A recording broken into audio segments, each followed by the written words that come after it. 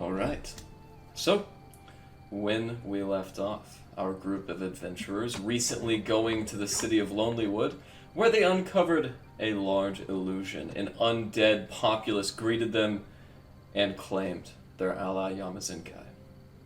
After grieving shortly and looting his corpse, they did discover that the leaf, still animating, decided, or urged the party, I should say, to venture deep into the forest. At which point, they, in tandem with their dwarvish ally Ulbrich, the last guard of the city of Lonelywood, came upon an elvish tomb. That is where we begin now. As you guys sit and stir for but a while, watching your still badly injured comrade, Erland, as he brings his hands to a close, he comes up and looks about you with a deep understanding in his eyes. As you guys look around the elvish tomb for about a bit longer, it is midday, the light cast from the sun is dim. What would you all like to do?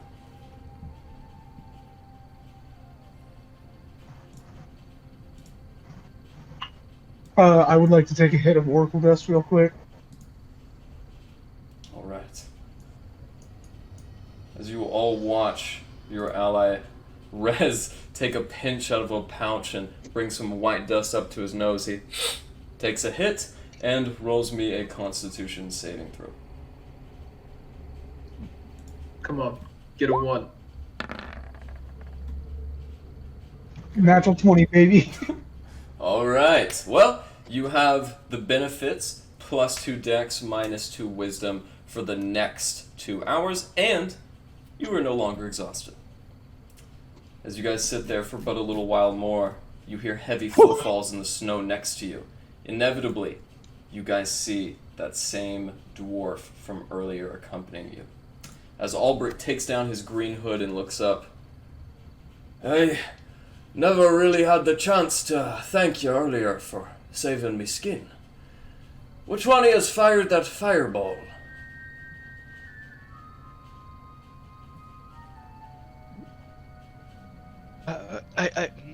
Yes, that is my fault. I meant well. Not at all, son.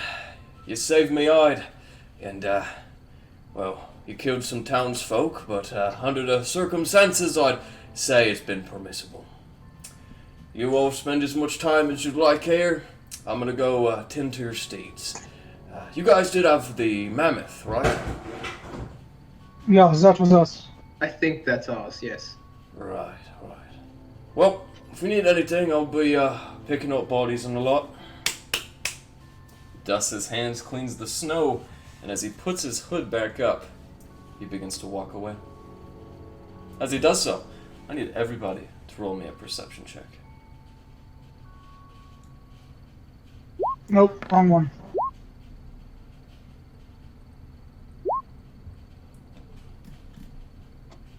All right.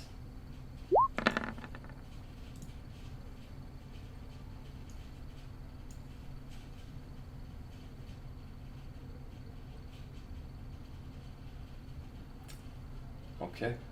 With that, Aurelas, Rez, just the two of you. You guys begin hearing from the east the slow murmuring sound of what sounds like a flute to you, Aurelas, but Rez, you know it to be an ocarina. You hear that, correct? Anybody hears that? Does it sound, is it random? Is it a melody? It is a song. Like, what? Sounds to you. Morales, who hears that too? Sorry, what does it sound like? Sounds to you to be what you would consider an old halfling hymn. What direction is it coming from? The east. Morales, who hears that too? Yes, I'm very happy that you mentioned it because nobody seems to react to it, and I thought I exploded my eardrum or something. So very happy with that. Do you want me to send Arlie that way, maybe? I pull out the leaf, holding it by the stem. Is it tugging in that direction? It is indeed. I don't think there is any need. And I start walking in that direction. Alright. As you guys see Erland, Restholomew taking a defiant course of action, Erland is the last to assemble his faculties as he looks up. I think I will stay here for just a bit longer, but I will follow you inevitably. Would you like anyone to sit with you? Rory likes to sit. Perfect. Rory, you keep an eye on it a lot. As Orly goes westernly into the ruins, Aurelas, you do see a glow from deep into the canal. Orly doesn't Which sound. direction? That would be to the west. There is a glow at the end of the hall. This west. Indeed. All he says, there's something there. There's corridors, he says. Maybe we check it out. As Erlon gets up and slowly accompanies the rest of you, Alistair, you were the first to see at the end of that hall a large glass pane that looks like it is made out of sunstone, the same material that your small monocle was crafted of. And the pane was it over here or? The pane is at the end of the hall. However, the sound that two of you hear grows fainter as Aurelas you walk away from it.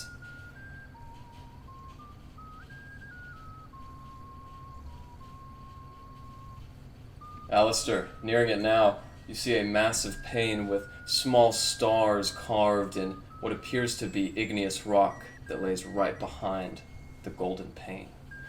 As you look at it for but a moment, you hear a voice speak from inside your head. What would you like to see? What would I like to see? Yes? What can you show me? Anything or any place you're aware of. I can show it to you here, but you will have to have seen it at least once.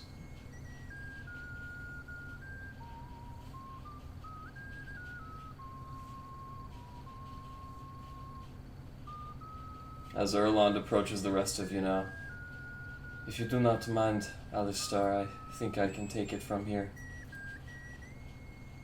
As you watch, Erland begins caressing the stars. As his body convenes with the sunstone glass, it charges with a magic nature and expels a charge.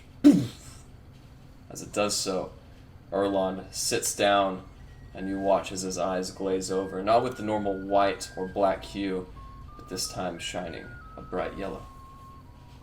He's incapacitated for a moment, and as you guys look at him and try to brace his impact, he gets up. I have just seen a most magical sight. I feel powerful.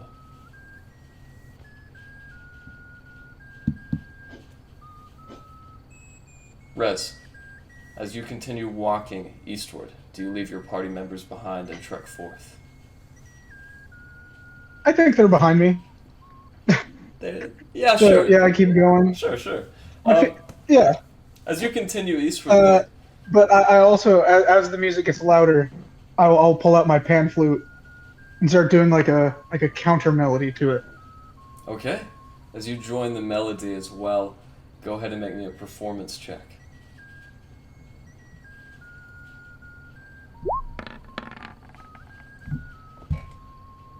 Very nice. As you join the melody harmoniously, the rest of you now hear this song as well. However, you hear Rez's rendition and not the one further past. As you guys do so, will you remain in the ruin or continue east? Anyone have an idea what Rez is up to outside? Hey, that bard's always messing about. Leave him be. Rez. I'll go see what he's up to. Alright. Aurelas, you see it, but Rez, you see it first as you pick your feet up over the marshy, bush-filled and tangled vines that are dead in the snow. there is a small clearing in the Evermarshes. As you look beyond the trees and forest, Rez, you see this small clearing where no trees exist, just two glowing golden bushes. As you see these bushes of golden leaves emanating light, go ahead and roll me a history check, Aralas and Rez. Aralas, you know, I don't know shit about that. you know that these leaves are the same golden leaves from the Fey tree back in Brinchander. As you guys continue to near up, right where the clearing begins and the trees end, you guys can see a very lovely sight. A small blanket spread out, and a very small group of small creatures assembled, one of them hovering above the rest. They wear dark robes, and you can see two lights shining free from their hoods. Rez, get closer. There's like a moment where my pan flute stops. Is the ocarina music still going and clearly coming from this bush? Yes. Okay, then I push on with my tune, and I get closer to the figures and the bushes. As you do so, the rest of the figures disperse. The small creatures dart free and escape into different areas of the forest. However, one remains.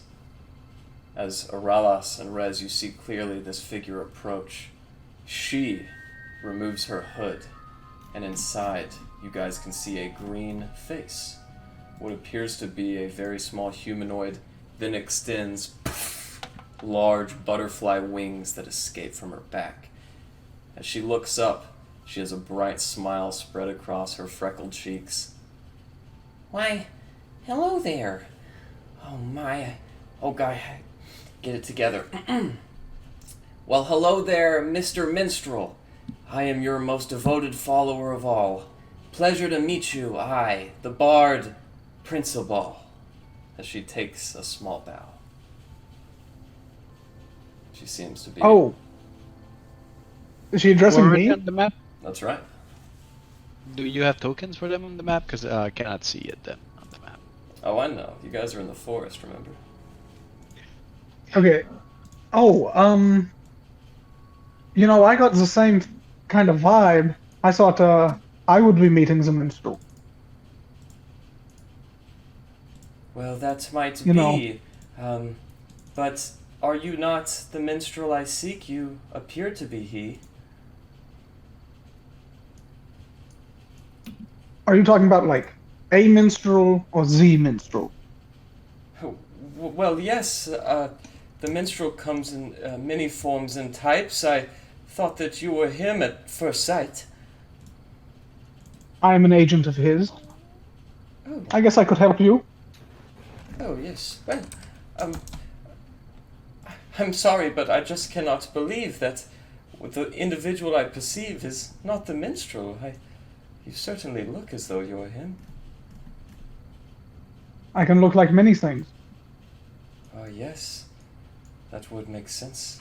If you are not the minstrel, perhaps you could test with a contest of merriment. I would very much enjoy that. Yes, indeed. All right. Shall you begin, or shall I take heed? It is your court, as they say. You go first. Finally it's paid off. And as you look around, Rez, and you near ever close, you can see small leaves are scattered around her, flowers and bouquets, and what appears to be a couple of jars of honey. As she begins and takes up her ocarina, Principal, the pixie, is going to make a performance check. As she renews that Pretty good same one. candor as Pretty good. before. The Does a same damn good song. job. That's right. You're she muted, does indeed. Garrett. Sorry about that. As she renews the song from before, and it comes up in a hefty swell of tunes and lyrics. Everyone at the Elvish Tomb, you guys begin hearing this song even louder. As she inevitably brings it down to a crescendo, she does a very small bow once again. Well, if you are not the minstrel, certainly your performance will mirror that. I give her a small bow back, and I pull out my pan flute, and I try to do something reminiscent of what she was playing, but different, more, dwarvish influence in there because I've been spending time in a lot of dwarvish taverns. So here we go. No. It is a good performance with that dwarvish influence and your dulcimer to boost. However, as you continue to play, she seems to look on in wonderment, but also slight confusion caters to her face. Now then, Aralas, I will bring you out too, so you can also see what's going on. As she looks, why yes, all of our followers are present with joy and mirth. That is why we express our rhyme, to demonstrate our bardic worth. However, I can see that, well, you are not the one I seek. I do apologize. I was expecting to see him too. What is your name, if I may request, good bard? Bartholomew. Well, it's a pleasure to meet you. As I say, I am Prince of Wall. I have come to this place in search of the one I believe you seek as well. It is wonderful to meet you, Principal. Did you send this? And I pull out the leaf. As a matter of fact, I did, but mine certainly has the spirit of its own, doesn't it? As you hold it aloft, make me an athletics check, Chris. Oh.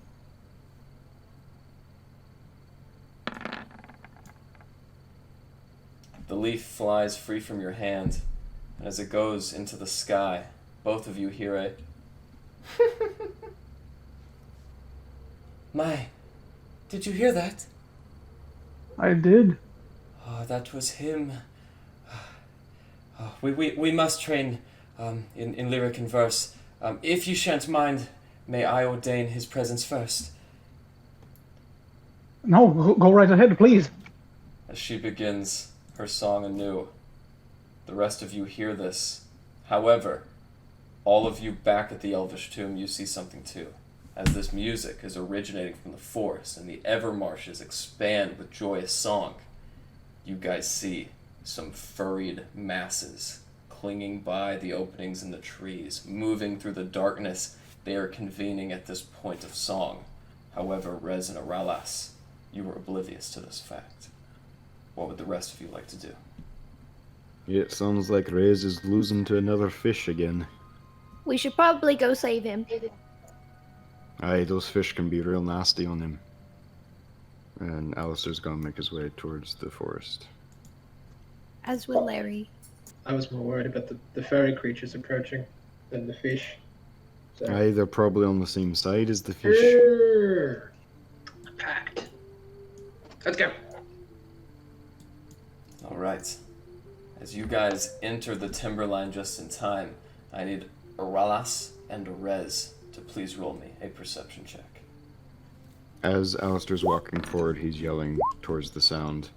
Don't worry, Rez. We're coming to save you from the fish. Aralas, being a Song of the Blade yourself, it's still not extremely common that you would see music performed by someone aside from Rez. As you are captivated in this small pixie's sight, her beautiful face, and her song, you don't notice anything. However, Rez, as you turn around, you begin to see the swooning, bobbing heads of 5 owlbears.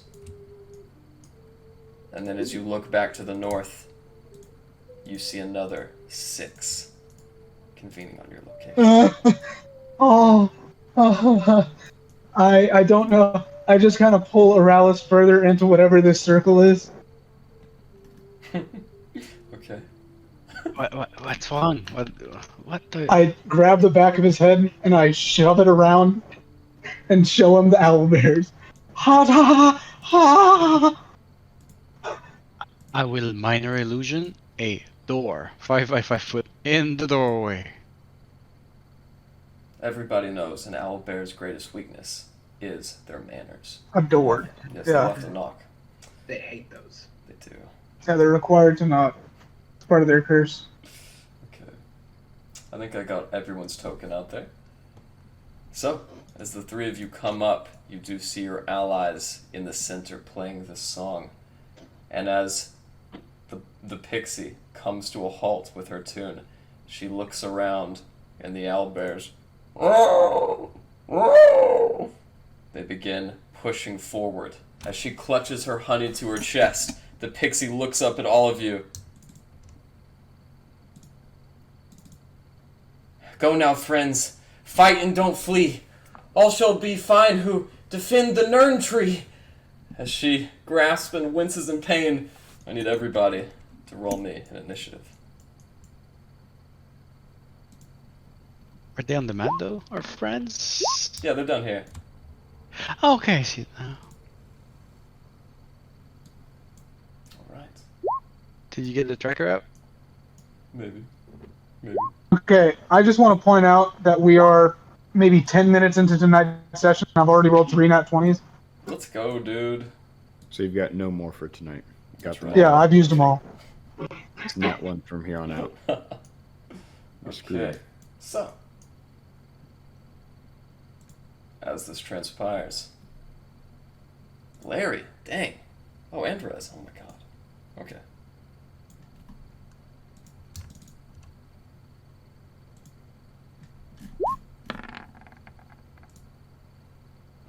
All right. Up at the top of the chart, Rez, what would you like to do? Okay, I apologize if this dog barks while I'm doing my turn. That's okay. That's okay. Okay, so... I don't like this. Oh, this... I'm fucking horrified right now, man. Oh, man. Fucking 11 owlbears? Okay, Garrett, I got a question. What's up? Tiny hut. Liamon's tiny hut. I know it's a ritual thing that takes a minute to cast. Mm-hmm. Can I cast that just using a spell slot You can. instantly? You can, but it will not be instant. The specifications of the spell still take a while, but I will tell you this: 6 seconds is a round.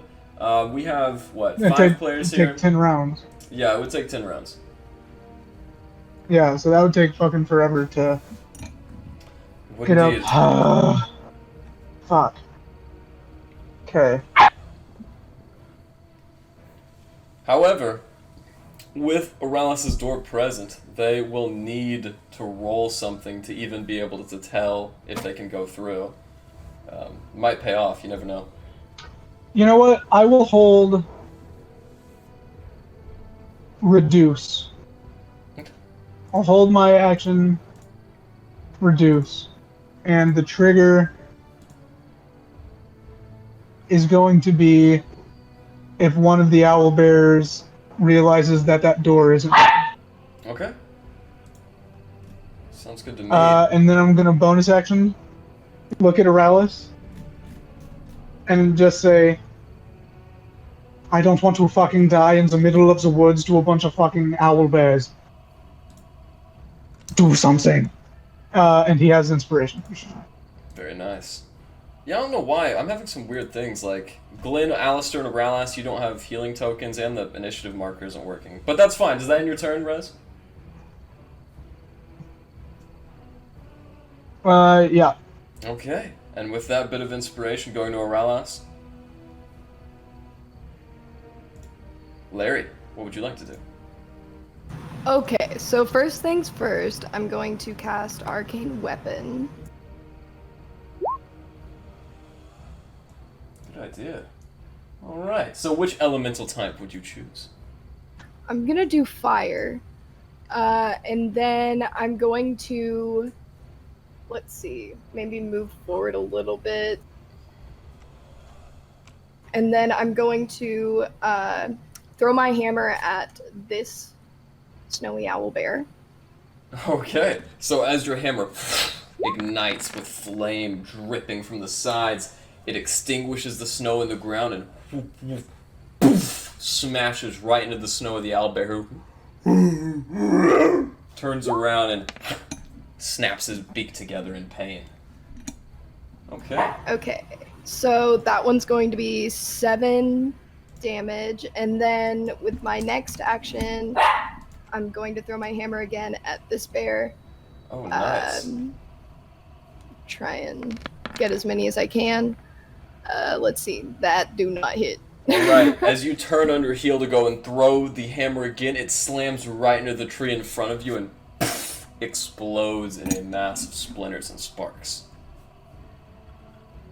Well, alright. I think that will end my turn then. Alright. Up next, you guys watch as this owl bear turns on its heel and begins going southwardly. 5, 10, 15. Get out of here, turn order. He's going to end his turn right there in that corner, at which point he begins to attack both you and Alistair. Alright. Larry, does that would hit a 23. Larry, as it brings its claws up and down, you take 18 points of slashing damage. Alistair, with one claw on Larry, the owl bear turns its heads to you and with a rage brings its beak down and snaps it on your arm. Alistair, your arcane cannon takes 11 points of piercing damage. What was the? Because my cannon has a different AC than me. Oh, what is your cannon's AC? My cannon's AC is an 18. Alright, the attack was a 23. Ah, damn. So your arcane cannon, you hear the gears and servos wince in stress as the beak comes down, and that is the first owlbear's turn. The second one, 5, 10, 15, 20, 25, 30, comes around to you, Glenn, as it sweeps around the corner. Alright, Glenn, the first claw strike is a 26. As it smashes you in the side, you take... Oh. Huh.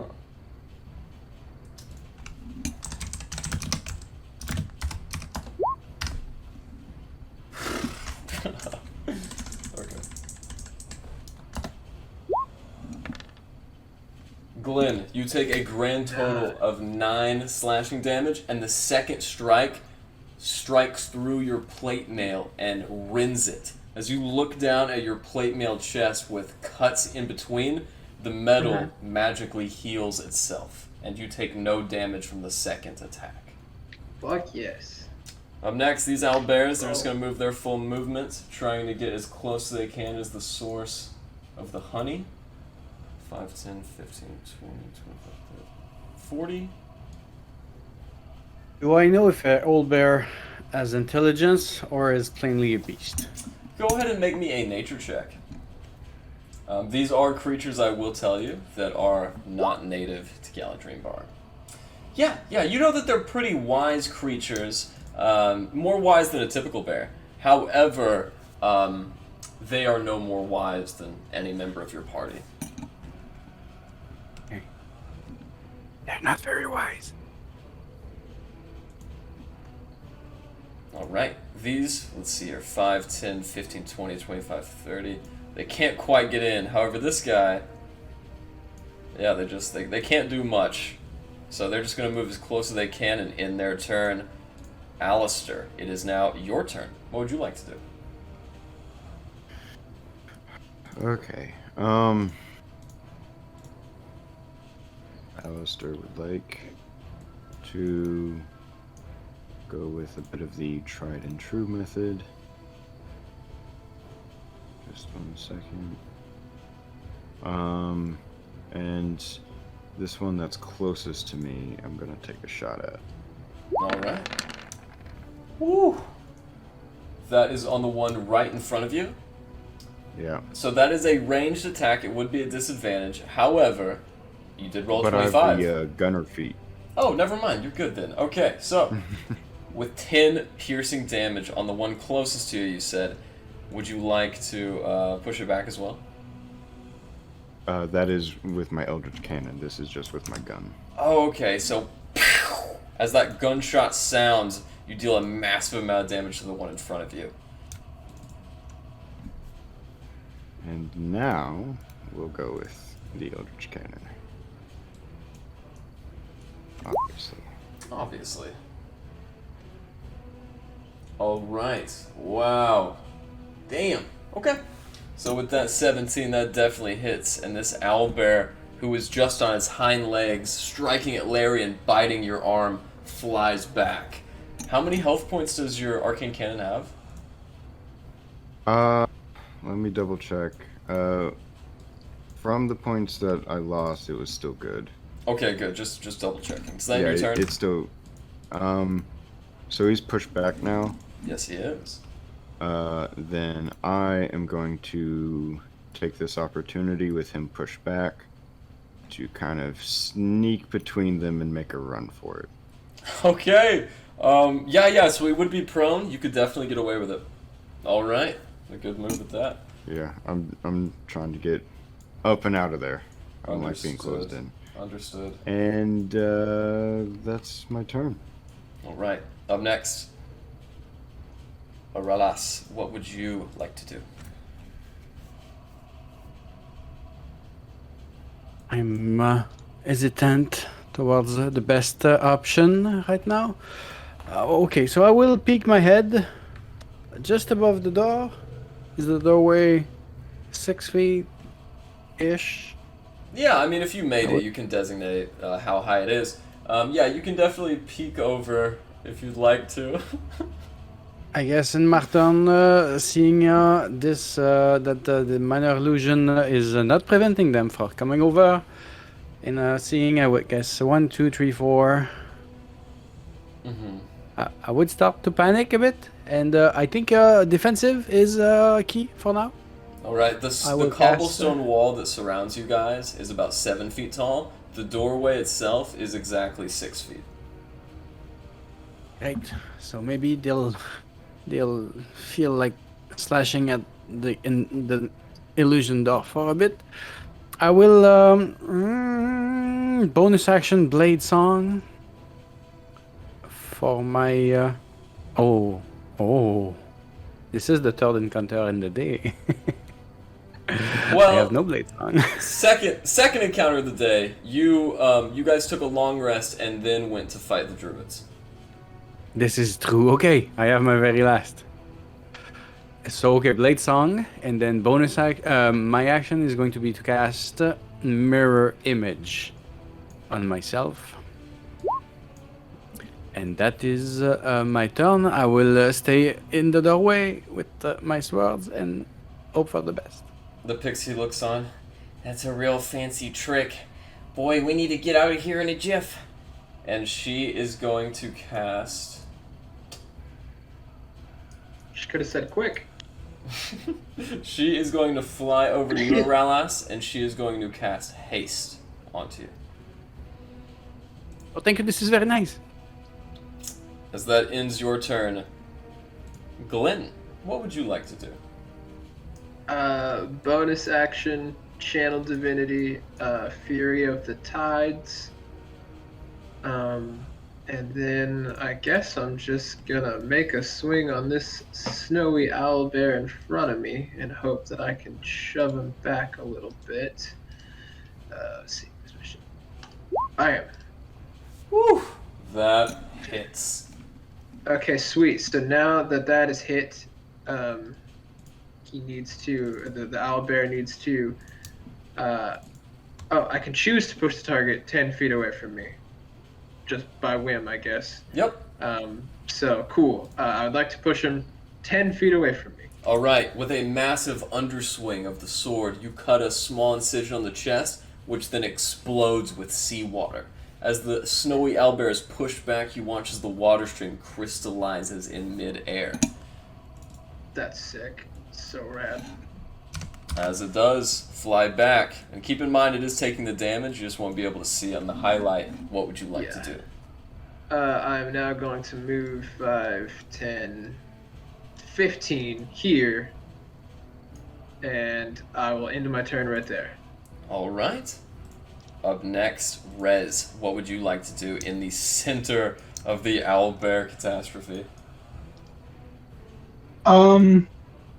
Auralis is hasted. He's hasted. Did I see her haste him? Yep, you saw him haste, you saw him go into his Song of Blades and duplicate himself magically. Okay. Yeah, the door should be fine. Okay. This seems like... Fuck, I got rid of that spell. This seems like a buff Auralis moment. So I'll cast Enlarge on him. Jesus Christ. Okay. As you cast Enlarge on Auralis, the first thing that Actually, happens... I'm gonna hold it until he goes out the door so that he can still fit. Okay. I think it adapts to the building sizes. That's right, but you aren't... There's no roof over you, so you could get that high if you'd like. Get that high. Alright, as you hold your action, Rez, does that end your turn? Yeah, so the second Auralis moves out, he's getting enlarged. Okay. Okay. Enlarge. Do you consent, Auralis? I do. This seems very nice. Okay, Super I'll strong, do super that then. fast. 24. Okay. I haven't been this scared in a while. I should have never Oh, left the don't worry. Feywild. Oh, don't worry, it'll be fine. Oh, okay. I hope. Larry, what would you like to do? I think I would like to remain hiding cowardlessly behind Glenn. Eric, if you would turn yours off so that Oh, sorry. Got my bad. Come on, Eric! And then I would like to throw my hammer, I think twice, just kind of like from behind Glenn. Damn. Okay. Okay. And then that also gets 1d6. Okay. Alright, of course it did. Okay, and then I'm going to throw it again at She the same can't one. miss. She can't miss. Plus my d6 again. Okay. Alright, Glenn, you watch this hammer, still with the embers of flame, smack this owlbear that's laying on the ground defenseless. And then as it kind of wheels around, it tries to paw against the second strike. Its talons strike the handle, and then the head of the hammer flops over and smacks it right into the forehead. You watch as red blood trickles down its beak.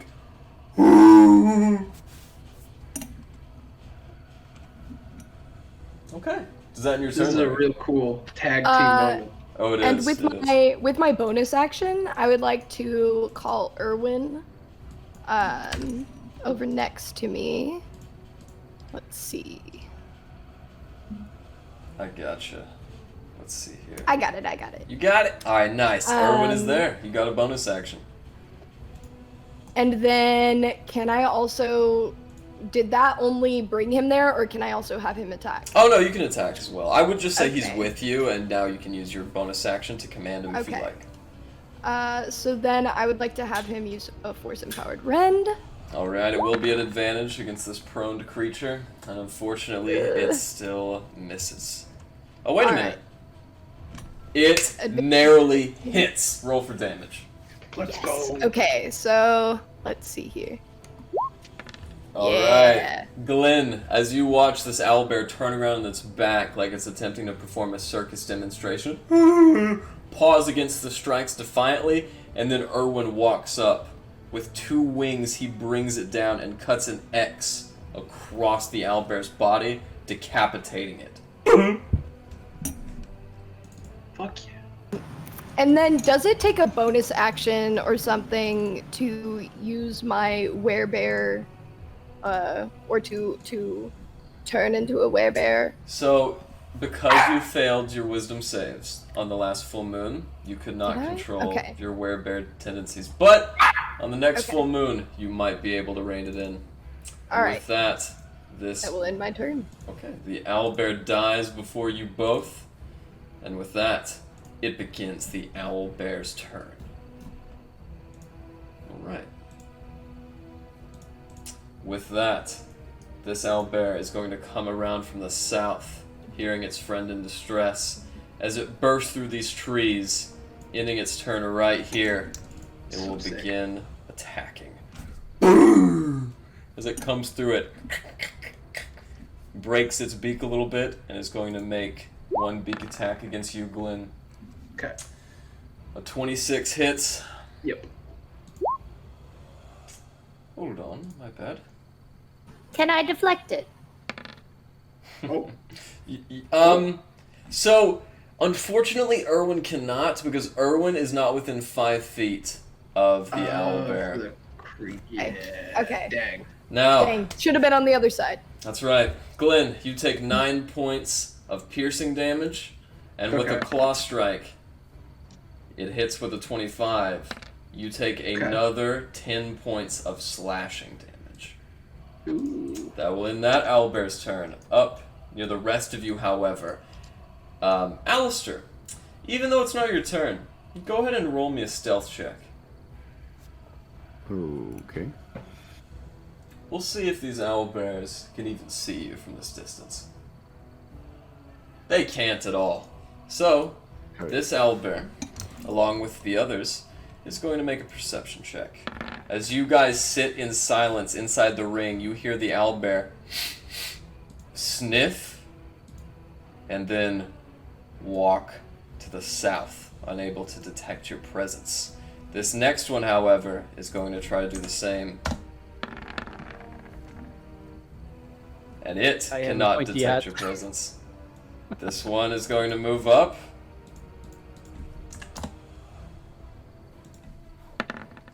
As this owlbear sniffs the air, you guys wait in silence until you see a massive white furry creature push up from the 7-foot wall and easily vault it. As it comes in the other side, it slams into the center of the flower bouquet that Principal was working on. Oh, rats! And it turns its attention to all of you. Rez, a 9, I believe, misses. As this claw comes down on Rez, you guys watch as Rez dexterously kneels back and avoids the hit. As it moves in, it's going to use its other swipe on you, Arelas. Arelas, it rolled a 23. I have a feeling that this thing can help me, so I will. I say, I look to the owlbear right as it's slashing, and I go, bitch! And I use cutting words to take out a D8. Alright, roll your d8. Anything works, my friend. find it real One quick. will do. I think it's a GM roll, sorry. That's okay, I still saw it. Oh, no! Arelas, that 23 has been reduced to a 22. It was okay. My AC is. Oh no, actually, it is 22. That's right, God, but no! Literally anything else other than a 1 would have suited you! I thought I was okay with 22. 2 AC, 20. I feel I'm going to cast Shield as my reaction. alright. No need to cast the spell because I think if it even raises your AC by 1, this attack wouldn't hit. So as you roll shield, the claws shatter on the shield, and the rest of the owlbears begin their turn. As they move up 5, 10, 15, 20, 25, 30, this one's going to bound over the side. Unable to get in because it's already a collateral space, it's going to strike at you, Arelas. That is a 26. I will have 27 AC with Shield on. Okay. And he doesn't know I have Shield because he just got here. Okay. Then they both miss. This third one, who's the last one to move, he leans over the illusion and is going to do the same thing. Make it on, you motherfuckers. A You're not even good looking. 24, and Missed. finally, all of these claw attacks you guys see are just smacking into the shields. And after that, Alistair, it is your turn. Alright, gonna move up slightly. Hey guys, And, sorry, I just got to the hotel. Give me like, I don't know, 5 to 10 and I'll be set up and ready to go. Sorry. Oh no, you're good, you're good. Best I can do is 8. Alright. This one here. This guy here that's at the door. I'm going to use my bonus action. Take a shot at him with the Force Ballista. Okay. Hopefully I'm still stealthed. If that... Yes, and that Helps is any? a natural 20 onto this snowy owlbear. Hell yeah.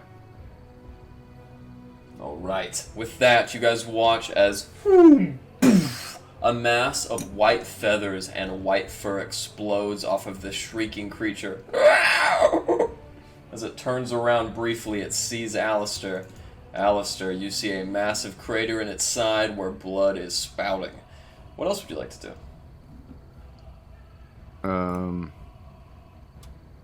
I probably can't see my companions, can I? Your companions. Yes, would you like to bring your homunculus out of your bag of holding? No, it's fine. I don't need to see them. Okay. I will use my main action and cast... Yeah, okay. I'm gonna cast Shatter right here between these two. So it hits the both of them. Alright, is that a Constitution saving throw? That is... What is the DC? Oh, thank you for that, thank you. Yep. So DC 15. On a success, do they take none or half? They take half. Okay.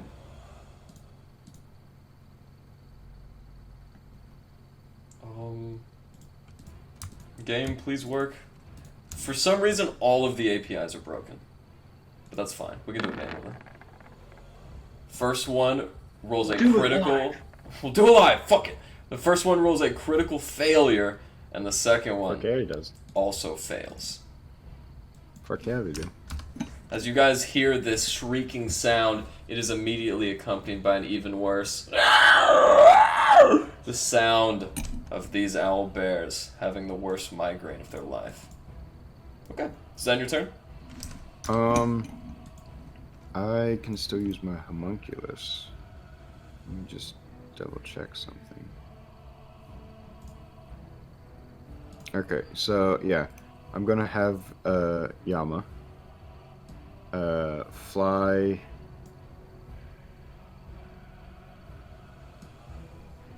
right over here. Okay. Yeah.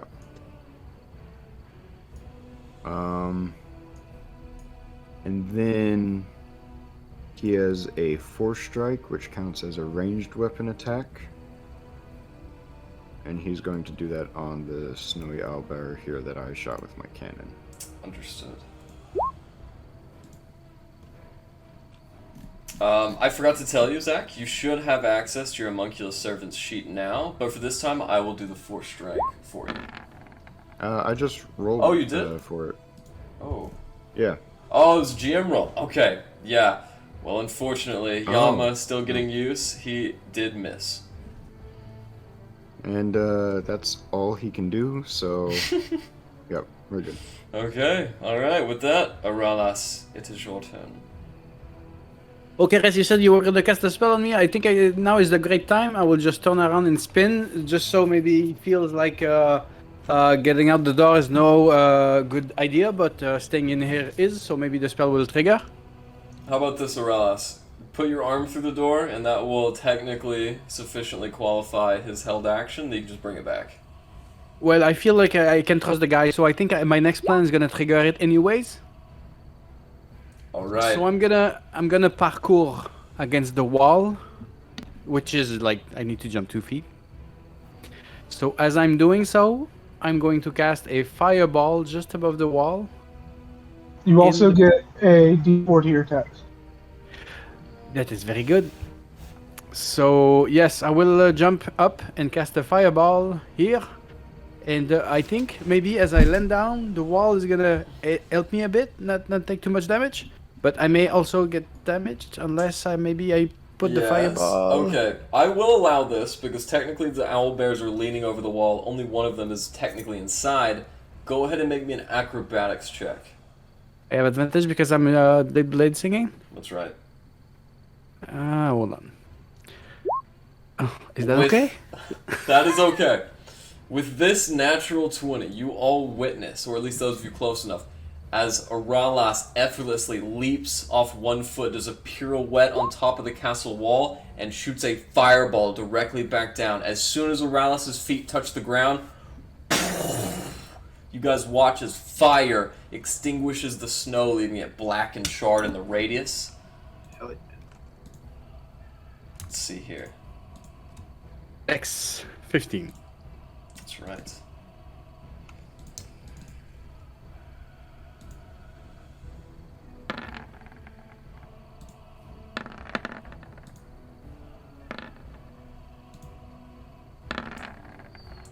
As 2 of the owlbears fail, and, well, actually there's 5 in that circle, my bad. Did I duplicate one on accident? How did, wait. Would the wall protect me from the fire blast if I was to? Oh, no, No? yeah, no, you're protected, don't worry. I just, I miscounted how many owlbears were present. Sure thing. Alright. With that, 3 of them take 12 damage, and 2 take the full 24. Okay, additional action. Okay, if I do that, okay. Dash, disengage, hide. Okay, I will. Well, I'm fucked. I'm in range of all of them. There's no way I can cast 2 spells. Yes, I got nothing else for my bonus action for now. Can haste give me the... I cannot take the dodge action with the haste, eh? Dash, disengage, hide. Use not that. Well, with haste, I mean, your movement speed is increased pretty drastically.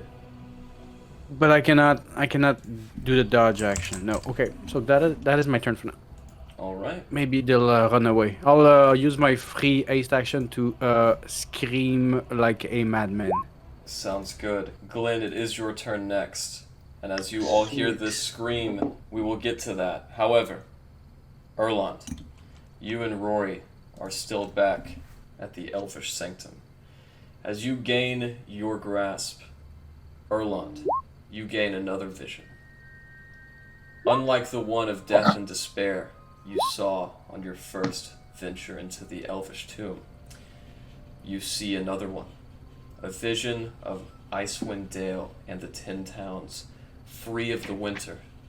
People joyously go about their lives, and as you are enriched with this powerful positive energy, Erland, you gain 1 extra use of your wheel and woe for the day. So you now have 2 uses of wheel and woe. Copy that. Thank you.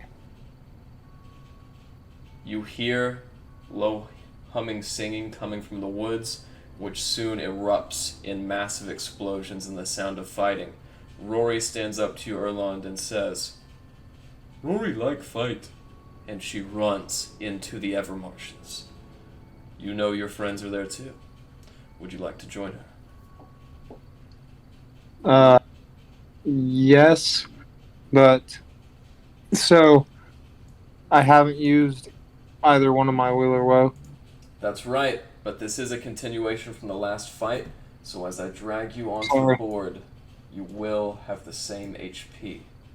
As you guys watch Erland and Rory coming up the flank, Glenn, you acknowledge this fact, and we begin your turn. What would you like to do, Glenn? I'm going to make a quick attack on this fella in front of me.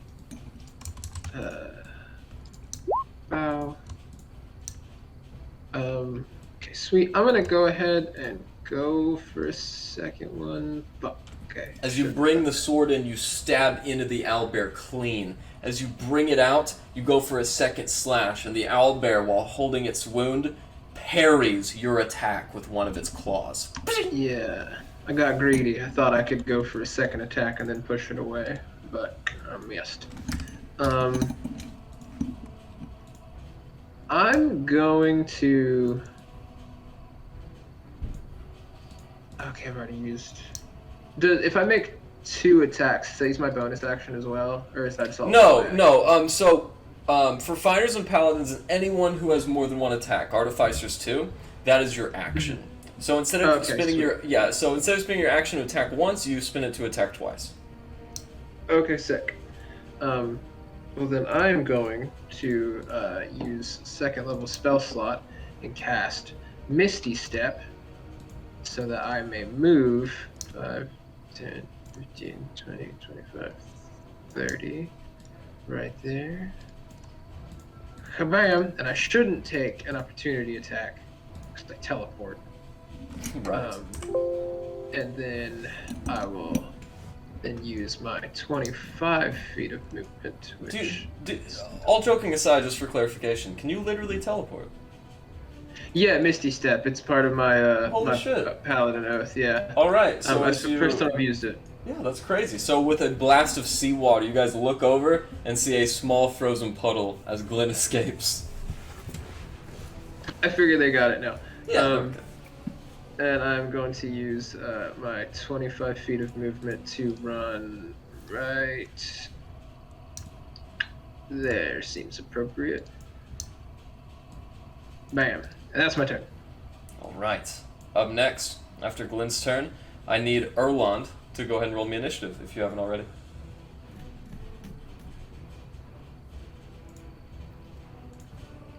Unless otherwise specified, it will be Rez's turn with his natural 20. What would you like to do, Rez? That is my turn, motherfucker. Did I skip your turn? Okay. You did. No, I didn't. I think I rolled Used a initiative. fireball, you crazy bastard. What are you talking about? Okay, you did. Okay, sorry. Didn't keep up. Yeah, and I made you big. It did the most damage, had like this crazy acrobatic. Anyways. Can you make his icon bigger? Of course. Please. Of course. But really quick. It's getting real cramped in this bitch. Oh, it is. Rez, it is your turn, though. What would you like to do as you see Big Aurelas? Oh, Okay, the first thing I'm gonna do is I'm gonna run over here. Like, it's a tough grid system, but I'm in between the table and the wall. Right. And that pixie is small, right? Yeah. Okay, I see the big one right in front of me, and I see the other one poking up over the wall. So True. seeing that, and aiming at the big bear, not trying to hit, like purposely avoiding the pixie, but going through the wall to try to hit these other two. I'm going to cast Lightning Bolt. Okay. Yeah, that could be. Just keep in mind the lightning bolt would have to arc kind of on their northern flank. It would just kind of skate them in the side there. Yeah. I'm trying to... It's very tight quarters. I'm yeah. trying to aim very carefully. Do you want me to just, like, roll something to see if, like, I even aim it properly? Oh, no. I mean, you're a bard with the power of the minstrel. You got this. Just go ahead and roll your fireball whenever you're ready. Okay. Or lightning So... bolt. I do that, and I bring my hand down on my drum, and just whack. And there's this deafening blast as a lightning bolt just. Okay, as that lightning And bolt I believe that connects is through and 8d6. arcs into them. Yeah, go ahead and roll that damage as you guys watch And the it's lightning bolt arc through them. It's a DC 16 dex save. 1 succeeds and 1 fails.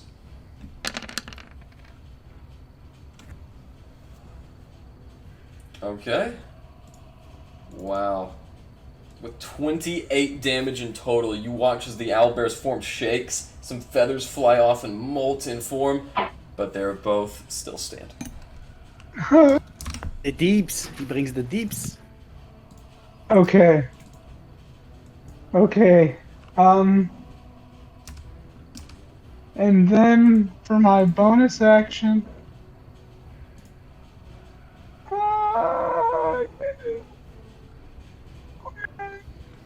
That's my turn. Larry, what would you like to do? There is still an owlbear Alright. in front of you. Yes, and with the flames of arcane weapon having baked on the blood of his ally, I will use my hammer once more on the owlbear in front of me. Should that be at advantage because of pack tactics? That is a good question. Can you go to your traits and just click Pack Tactics so we can all read and see what it does? That might be. Wow, it's a good use of Pack Tactics if that is the case. Let me see here. Pack Tactics. You have advantage on an attack roll against a creature if at least one of your allies is within 5 feet of the creature. There is no ally within 5 feet at the moment. Unfortunately, the hammer swings wide and knocks over a branch. So that sucks. Can I have Erwin move forward and Yes. attack and then throw my hammer again? Yes, well, you have an extra attack, so you could separate it. Yeah, that's totally fine. Okay. Alright, so as Erwin moves up... Oh, you want him to go there? No. Okay. Just back. I didn't mean. My bad. Yeah, my bad. Okay, now that he's there, And go ahead with then- your second attack. Okay, so hammer. Nails the Advantage. owlbear right on the snout. As the hammer turns in over in, it shatters his beak with a very satisfying... Okay, and then that's also plus another 6, so that's 12 damage. And then I'm also going to have Erwin make an attack as well. Let's see. Ooh, does Erwin get advantage? No, he does not. That would have been fucking amazing, though. All right, that ends my turn. All right, and the owlbear is definitely feeling it. So on his turn, he looks about and finds the one responsible for his injuries. As he runs in, the owlbear is going to make a claw attack and a beak attack. As he comes in with his claws, Larry, it slashes you straight through your robe and any armor you have with a 22. Deflect attack? Unfortunately, he rolled a 22 and a natural 20. So as you deflect the attack, it still hits.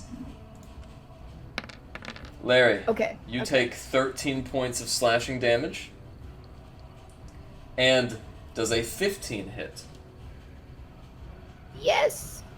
As he bites you on the shoulder blade, sinking in, and you let out a kobold scream, you take 11 points of piercing damage.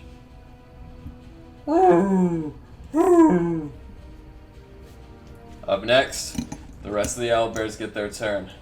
As this owlbear has heard that destructive sound, he is going to turn around and try to face where it came from. As he runs to you, Alistair. Does a 10 hit?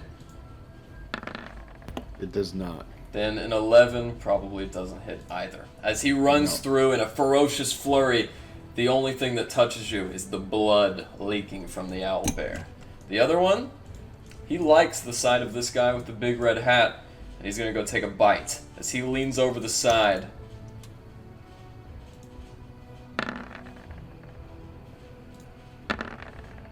Auralas does a 25 hit. I have 22 AC. I will cast shield again. Alright, so as you cast shield again, the other owlbear is going to do the same thing. Claw. Oh, hold on. I have mirror image. I did say that. Yeah, you do. You have So- mirror image. Yeah. Yeah. Okay. So I'll go back one sec. So he hits a mirror image. Yeah, but And, this would be your second mirror image down because he also hits. This is the second time someone surpassed your AC. That's fine with me. Yeah, so I have one left. one left. Okay. The other one he's going to try again in vain. A 13 misses. He's going to go in with his... What was that? Yeah, hold on. Yeah, so last mirror image is down. With that, no more mirror images, and that Snowy Owlbear's turn is over. This last one, a little bit wiser than his comrades, is going to lurk up, sniffing for that honey. I'm going to see if he can see it.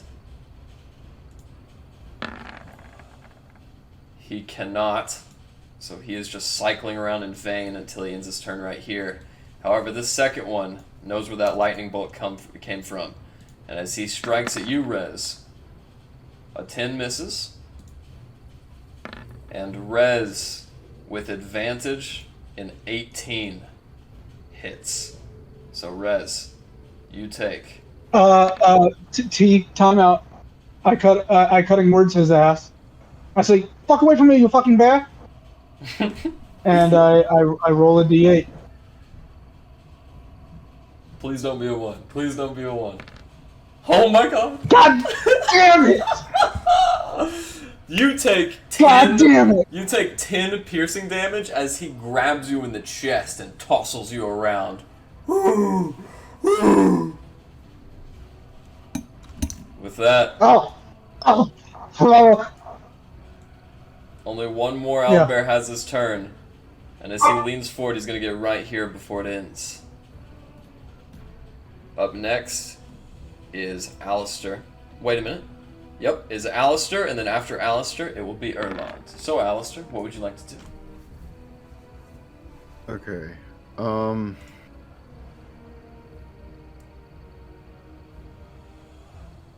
Alright, this is a question for you. Could I theoretically use prestidigitation to make a smell of the honey to try and lure them away from the tree? Yes, but you would have no idea that there is honey there. Ah, okay. Unfortunately. But you could still, I don't know, maybe you could try that. Maybe you like honey and the idea just occurred to you, you know? I mean, I can cast through Yama, and Yama's close to the honey and up in the air. Sure. You know. Yes. Yeah, but you can't do that with prestidigitation. You know, I wanna try it. So I'm gonna have Yama cast prestidigitation. Right here. So I want to try and make the smell of honey over here, if permitted. I'm going to make one perception check for You're all. muted, by the way.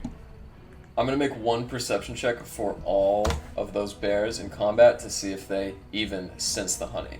Okay. They do indeed. Alright. So just giving a little whiff of honey over there. And then that takes my action, so with my bonus action, surprise, surprise, force ballista on the one right in front of me. Alright, as you extend your hand, one of the servos inside is broken from that previous piercing beak, and it powers down. As your turn is now over, Shite. we will begin with Erland's turn. Erland, we're having some technical difficulties, but you are at 8 health. What would you like to do? Cry because I'm at 8 health. No, but I'm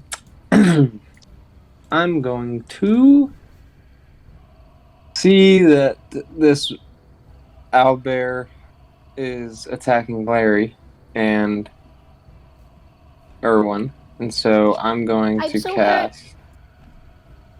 I'm going to cast Guiding Bolt. Alright.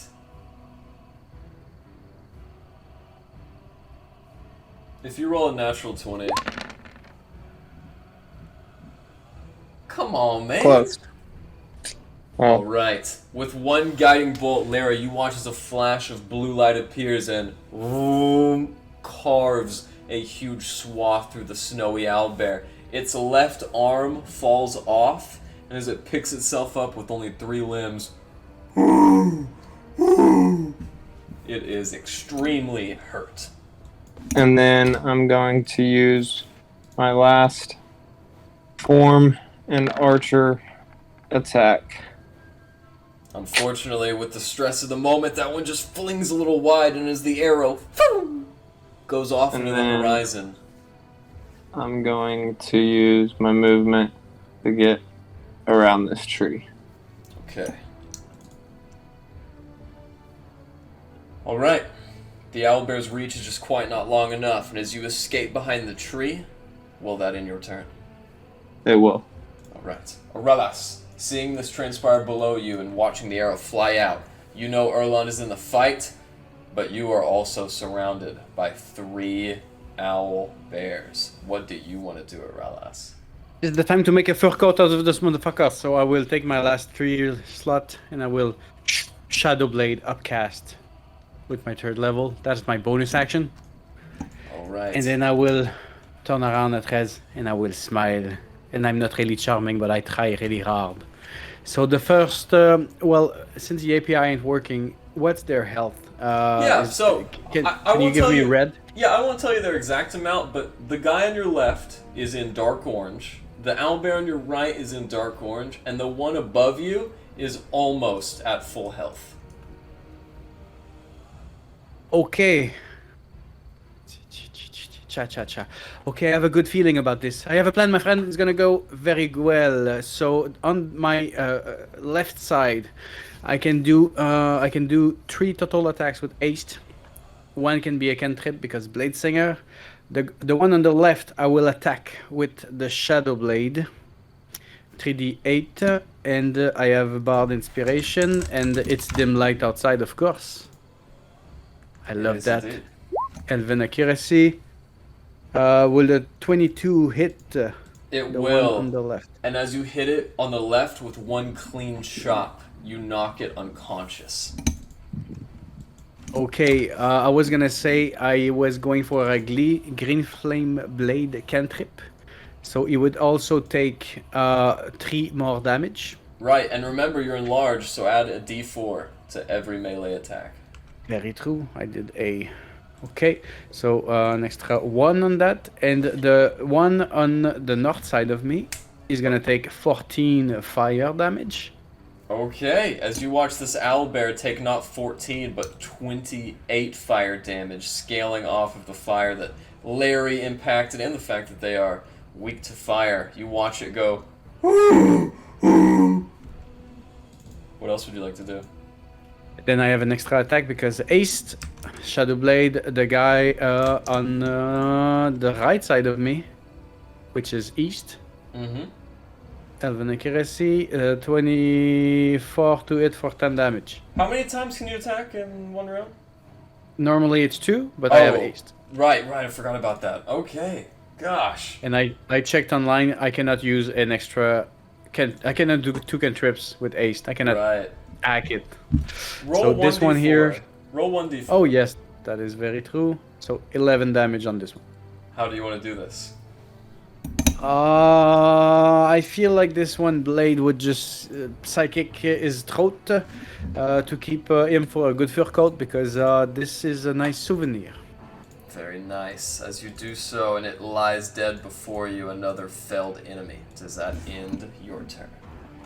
No, I will also move and run, and I will squeeze in and be here, and I'll, yes, very tight fucking place. I will roar, and that's my turn. Just so they leave my friend alone. With that, Glenn, for whatever reason, you sense a really faint scent of honey. And it is now your turn, Glenn. Okay, sweet. I'm gonna move right here, and I'm first gonna make an attack on this one there. All right. So move for that, bam. Okay, sweet. And Fury of the Tides, push it 10 feet, and if it hits an obstacle, it takes an extra 2 damage. Not quite, but it does fly back Right. with a huge wave of seawater that freezes again. Sweet. And then I'm going to take my second attack on this one here. Bam. Don't think that one's going to work out. It doesn't indeed, as it once again brings its claw up and parries your scimitar. What else do you want to do?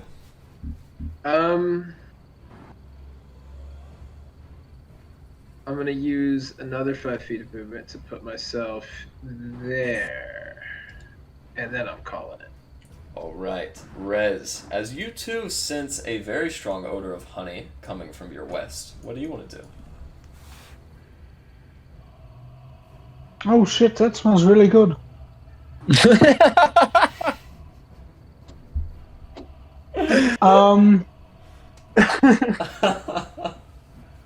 Fuck. There's not much I can do that, because like every other thing I want to do is concentration. Do you have Ronaldo's Yeah. ring? Okay. Oh shit. I completely forgot about that. Is that an action to use, That's a good question. Let me look that up. or is it a bonus action?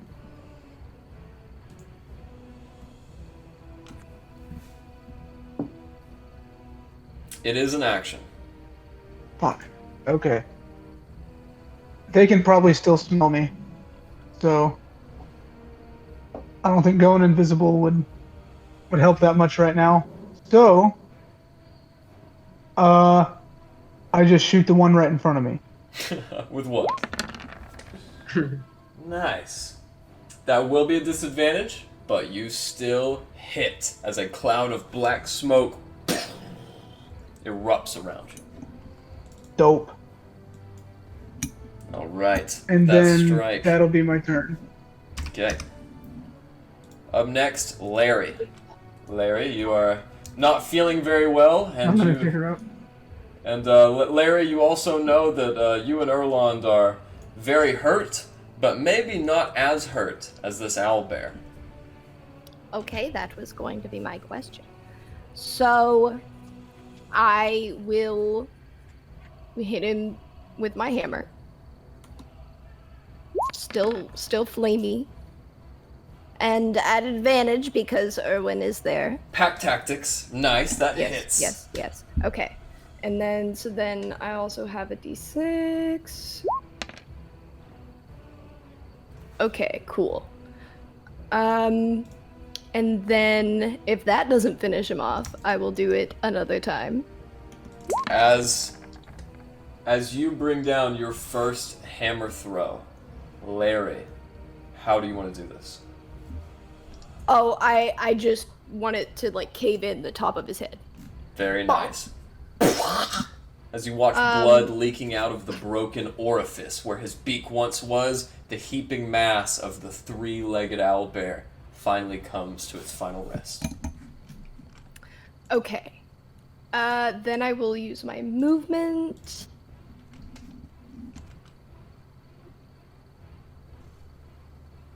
Okay. I will then, I guess, throw my hammer again at this guy from where I am. It's got a long way to travel, but there's not really a limit on that, so. True. Can I use? No, I don't want to use the one that I already did. I'm gonna. An improvised throwing weapon has a long range of 60 feet. He is exactly 45 feet away, so you can hit him. Heck yeah. Okay. Alright, let's see. Dang it! As that hammer misses, let me see if any allies behind him. Not quite. Will that end your turn? I'll have Erwin move up with me, and then that will end my turn. Alright. Up next is the owlbear's turn. These four, sensing the honey, are going to move hither. As this one goes down, Aralas and Rez, you have an opportunity attack. Actually, I don't have anything to make an attack with. yeah, I just realized too, you guys are on the other side of the wall, so you can't quite hit him, but Aralas, you can. Aralas, as you lean over, your waist buckle gets caught on the cobblestone wall and you can't quite move. As this snowy owlbear sniffs around, Furious at the lack of honey, it's going to take out its rage against the homunculus servant. A 16 hits, and with 12 damage, I think the homunculus, the servant, is destroyed immediately with one hit. Yeah. With that, the homunculus servant crashes. As it does so, the owlbear is going to end its turn, and the others are going to go towards the sound. As this one moves by, Glenn, are you using your opportunity attack? Absolutely. Let me roll for it. Ooh. As you miss, just sweeping over its head, it ducks through and climbs out on the other side. It is going to go up as it sees you, Aurelas. Does a 21 hit? It will not because I have 22. Alright. His beak attack is a natural 20. Then it works. Aurelas, you take 21. 23 points of piercing damage.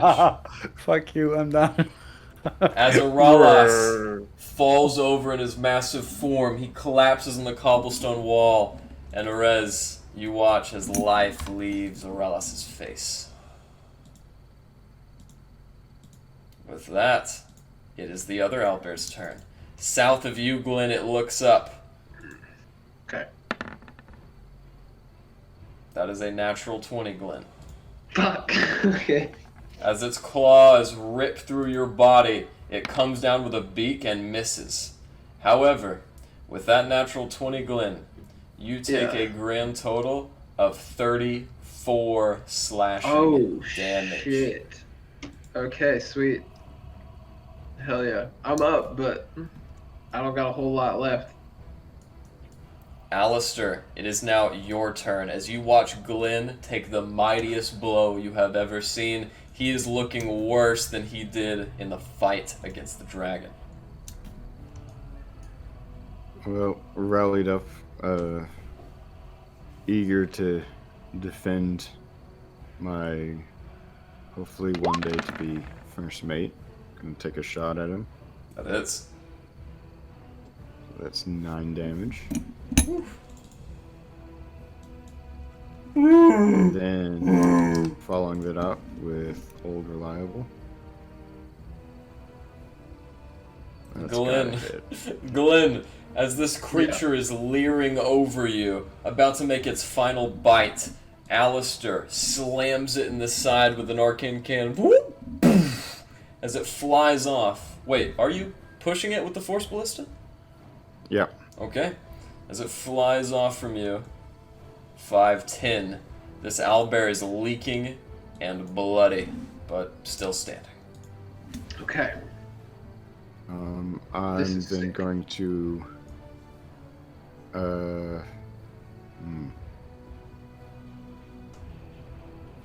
Okay, I'm going to use my movement to get on the other side of the bear so that me and Glenn kind of have him pinned between us. Alright, that is a very good decision. And up next, it is Erland's turn. Erland, you just saw massive giant Aurelas fall over, and you sense that something is happening with Glenn and Alistair too. So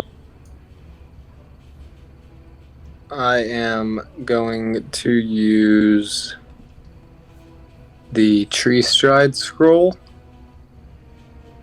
on this tree next to me right here to get me popping out of that bad boy. That is how that works, yeah. So as the scroll ignites with green Whoa, flame what and the fuck? disappears, remove the scroll from your inventory as you teleport almost 100 feet away. As you were up Could you- there, Rez, no, you're fine. Rez, you watch as a green portal forms in the bottom of the tree trunk and out steps Erland. Oh, excuse me. And then I'm going to make another guiding bolt blast All right. on the guy directly below me. Okay.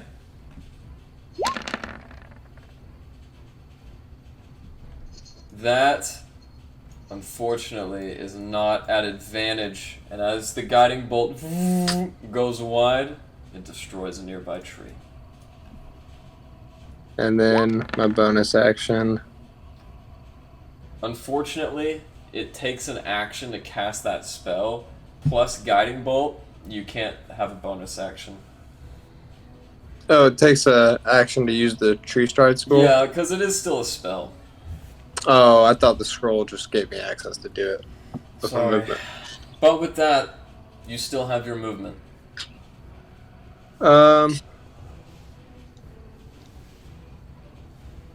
Yeah, I'm just gonna kind of duck up here behind this tree. Okay. So that ends your turn. Aralas. It does. GM, roll me a death saving throw. Oh, good buddy. I forgot about you. Alright. Can inspiration be used for those? I It can't can, remember. it can indeed. Please don't roll a 1. Oh my god. Oh my god. It was a 1. Glenn, as you This bard needs some practice. Oh my god. Glenn, as you stand to your feet, this snowy owlbear is still prone on its back. As it begins to push up, you have just a moment to strike. Okay. Hey, DM, before you go too far, I think my hat gives me some stuff I can do. So after Glenn, I'll do something. Okay. Glenn, Do I you get advantage? You do. Thanks to Alistair, you get advantage, and you sink your scimitar into it. How do you want to do this? Just as it's standing up, I want to like bring my scimitar like straight down, like through its head and like out the bottom of its jaw, and like spike it in the ground. As Pull it it makes out. this screeching sound and you pull it out with brackish blood splattering on your plate mail that then magically cleans itself. What else would you like to Oh do? god, this is a tough decision for old. Well, do I even recognize what's going on with Alistair? Am I or not Alistair? Our last like, am I aware? of the Yeah, situation? the only thing you saw is him fall down. Saw him fall down. Okay. My roll 20 is freaking out. Yeah, everybody's is. And I'm looking at a black map right now. Really? So, yeah, I don't know how it happened. It like kicked me out and started floating, and now I'm looking at a black map. But move me just straight down 5 feet, and I'm gonna have to end my turn right there, I think. Alright, Rez. Yeah. At the beginning of your turn, Rez, I want you to roll me a perception check. Yeah. Go ahead. Does 14 hit this one guy? Yeah, it beside does. me? It does. Okay, then my save is now okay. Because I get +5 if this hits. And he takes 9 necrotic damage. That's right, your save is good. Thank you for using that hat. So, as that hits, this snowy owlbear before you guys crumbles in death as lightning evaporates its body. At about that time, Rez, you look behind yourself, and in the darkness, Rez, you see a hooded man. As this hooded man walks through the darkness, he holds up a staff. As the hooded man gets on the precipice, Rez, you can see him. He is right behind Erland.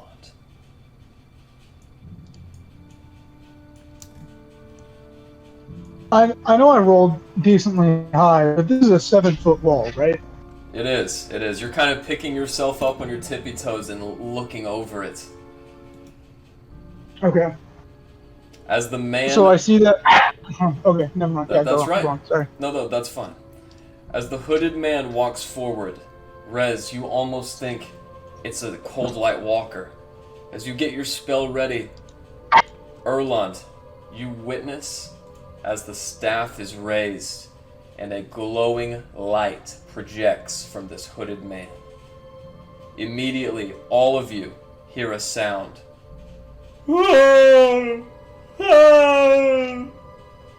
The owlbears instinctively look at each other and run away. As each owlbear that is still living, one by one, escapes into the darkness of the forest. This hooded man walks in ever closer to the center. And as he appears, he takes his hood down. And that is where we will leave for a bathroom break. We're back from the bathroom break now. Let's start here. As you are wringing out your ears, Erland, you see that man hooded behind you step forward. He is carrying a lifeless kobold in his hands. As he marches forward to the golden bush, Larry, you see him holding your sister. Another one? Why does this keep happening to me? Is she dead? You cannot tell, but as you draw nearer, you watch as this man unfolds his hood. He is actually an elderly woman. White hair with streaks of black in small places and an eye patch that obscures her right eye. As she looks up, "What's your tone, young woman?" Yes, Mummy. As she looks up, "Oh, come here, darling. It's so good to see you again." And I give her a very warm embrace. She gives you a hug too, but retreats a little too abruptly for your taste as she looks back to the body of Parker. "Here, Modron, help me with your little sister." "Right, Mum." And your third youngest sibling, Margarine, is now about 5 feet tall, much taller than you remember him being, as he scoops up the small body of Parker and lays her on the golden bush. You guys watch as she begins to be magically healed. It's about this time that, Rez, you finish your cure wounds. Go ahead and roll me or cast the spell. Oh, you already did. My bad. As you're all sitting there now, Velen looks about you all. Parker is... I do another one on Larry. That's good of you. As you heal Larry, Velen looks down. "Well, thank you, Rez." How do you know my name? "Oh, I know a great deal about all of you. Don't I, Axelas?" Do How- I know you? At about the time, she lifts up her hand. "Well, you don't know me very well." And as the purple sphere removes itself from your inventory, Aurelas, it lands in her hand. "But I have become acquainted with all of you over the past few weeks." Are you my orb? Go, Mom!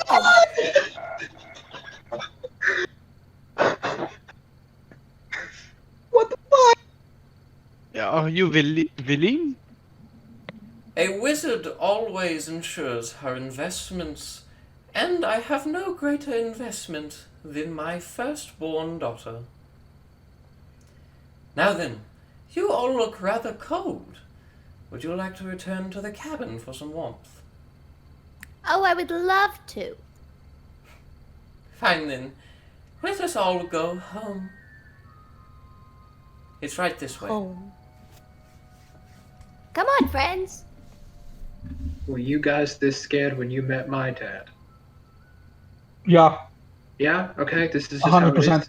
Okay. Except we knew we were going to meet your dad. Right.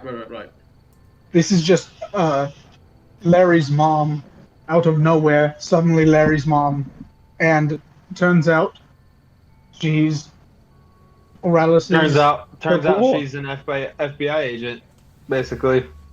She's our NSA agent. Bugging us. Well, she's got to make sure to say, hey, she's a good mom. Did you know? Okay, Larry, I'll Did you know I'll she follow was you. an adult? Well, I can't say that I did know that, but that's just my mother. As you guys begin walking off into the forest, Principal Ball begins to play her tune again, hoping in someday she will see the minstrel. As the rest of you continue off towards the black cabin, you guys walk for what feels like an eternity, though it's really only 10 minutes. Throughout this 10-minute walk, Velen Harpel returns to all of you. There are many things we shall discuss, my dear daughter.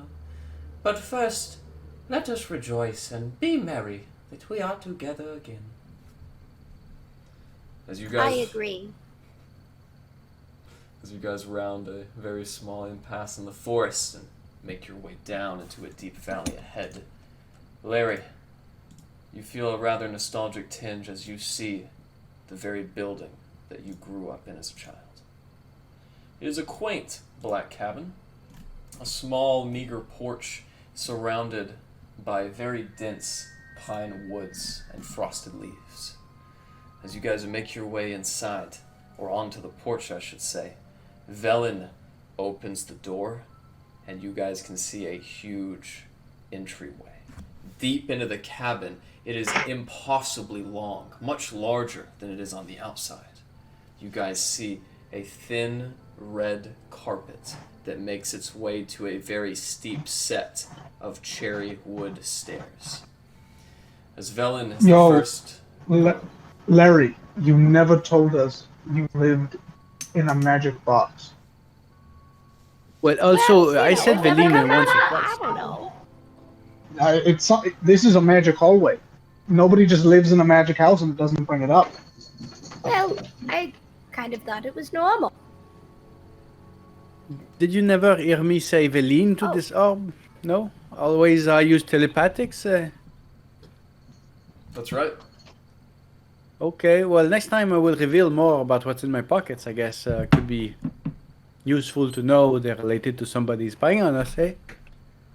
Do not worry, dear Spying. Axelas. I have enjoyed coming to know you over these past few weeks, and I think that my orb is better in your possession than anyone else's. As she opens the door, you guys hear a very strange and perhaps even familiar song. As you guys walk in, you feel the warm light originating from two massive fireplaces on opposite sides of this den. On the center of a wooden table is a Kalishtan music box. On the side are etchings of camels and clowns. A blue dragon sits in the center, and as it spins on a dial, Larry, you are hit with a small humanoid force that's the same size as you. As you get your bearings and look around, you see your youngest sister, though now brother, Bobby, as he clutches you. Oh, Larry! Bobby, it's so nice to see you. Oh my gosh! Wait, come here. Timothy! Timothy, look who it is! At about the time you see the oldest of your siblings, aside from yourself, your brother, Timothy. As he comes down the stairs, you can see he has two very bright blue eyes and is much taller than you recall. Well, hello, sister. Well, you've grown. Yes, I have. I see you are alive. Yes, but I do have to say, I saw a sibling Jean. At about that time, Velen interrupts. Oh yes, Jean is on his way, and she elbows you in the ribs. Ha ha ha, yeah. He's on his way. We will discuss that later. Timothy, please, fetch Casper for us. Oh, why, of course, mother. Inevitably, he walks up the stairs, and you guys hear, Ah! Leave me alone! At about that time, you watch as another kobold is kicked out of the stairs. As he takes back his gray linen hood, you watch as his eyes grow watery. Larry? Oh my goodness, you're back! Wait, is this Jean? This is Casper. Casper. Yes, I am. For a while. Oh my. As he walks down the stairs, he has his arms outstretched and he trips on the last step and face plants. You guys can all see some sticky substances on his shoe, and Timothy is in the back, chuckling to himself. Classic Casper. Yes, and we've made a new addition to the family since your last appearance. Marchand! Really? Please. At about that time, you guys watch as a very regal, purple-skinned tiefling comes around the corner. He strokes a very delicate brown beard that is on his chin. Well, Odia, I am Marchand. It is a pleasure to meet you, Larry. I have heard many good things. I will hug him as though I've known him my whole life. He's kind of surprised, but he enjoys the affection and reciprocates. What did you say his name was? Marchand. Marchand? That's right. And he's a purple tiefling? Yep. He has a very lovely set of blue robes with a white epaulette on both sides and what looks like a frockish white blouse that blooms out of the vest and collar. Is there anything familiar about this man? No.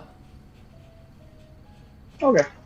As Marchand looks up, if you all have any need of beverage, lodging, or food, I will be here to service you.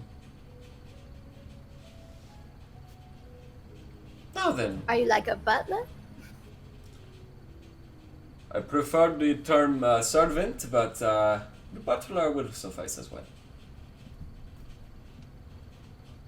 Interesting. Now then, you're all more than welcome to take a rest in the upstairs garret. However, those of you who are feeling healthy, I would like to converse with you in my laboratory. I'm going to take this opportunity real quick to just use lay on hands on myself to give myself a full 30 HP back. She looks at you kind of curiously. Ah, that is an interesting form of magic you possess, young dwarf. It's like divine or something. It's from an old man from a boat. It is divine self-touching. It works very well with him. It makes him you happy. know, I got Glenn. Others That, too. that reminds me, I got my powers from an old man in the woods. Really? Oh, that's not what you told us, Rez. I thought you got that after eating your parents. I never said I ate my parents. I wish this running gag would die.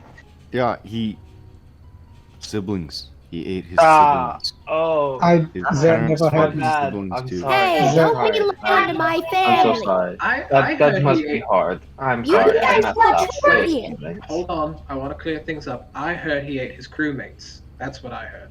Well, that's you. Right. No, Trolling my himself. my family was slaughtered before my eyes. I did not eat them.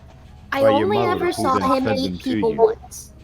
It's good. You should have to look your food in the eyes, honestly. Oh my god. Can we please end this conversation? I did not eat my siblings. Well, nevertheless, as you know, Larry, eating of humans is strictly forbidden inside the cabin. Yes, Yes. I know. Yes, just to reset the ground rules, you may be a young woman, but you are still my daughter. Yes, mummy. Now then, the laboratory. I have been working on a few experiments that I think will interest you, Larry. Well, why don't you show me? Right this way.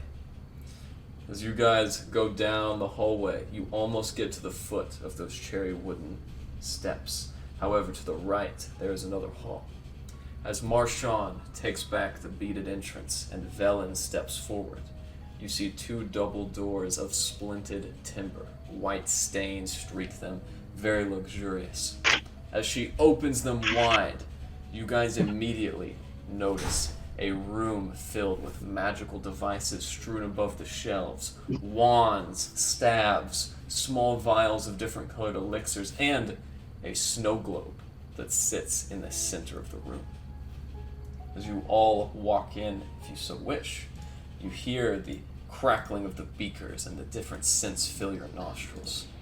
But about this time, Velen looks down her very narrow nose and beflixes a couple of spectacles.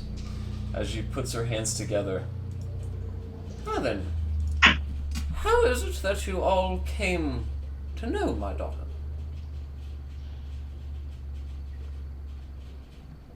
I was arrested and thrown in the back of a cart, and she was there. She's been doing the sheriff work for a while, very well, supervising everything, and we felt safe in her company. Yeah, was, you know, we met her on a boat. No, getting off a boat. I had just gotten off a boat. Me and this one here, and that one there. We had just gotten off a boat, gotten to a town, and poof, there she was, deputy of the town. I see. Have any of you any past experiences with the Crooked Star merchant ship? I believe I do. You do You're not. asking a lot of questions, Mom. I do not. I'm sorry, Larry, but I am not certainly as trusting of your friends as you seem to be. I Well, did spend a long They've time saved my doing life merchant on work. many occasions, and they've always been there for me. So, Make a does that mean anything? Make a persuasion Erlon- check, Larry. Erlon's just gonna sit down during this and begin meditating with like the star map. -2 on that. Ooh, yeah. As she looks up. What about the Dark Duchess? I know that one. Yes. Same. I ordered I know about that dark lettuce. I'm sure you do. But I ordered a philosopher's orb by one Mr. Captain Yellowbeard, and his boat never made it to port. I always wondered what happened to that orb. Now that it's in my possession, I suppose it does not matter.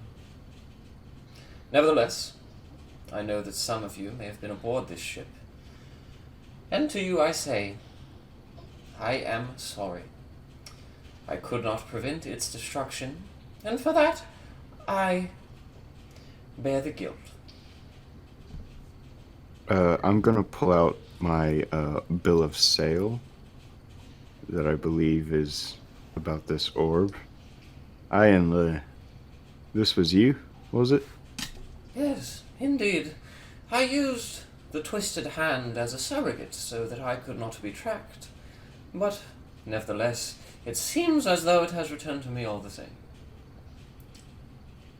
You see, Don't think badly of Captain Yellowbeard. He's a good man.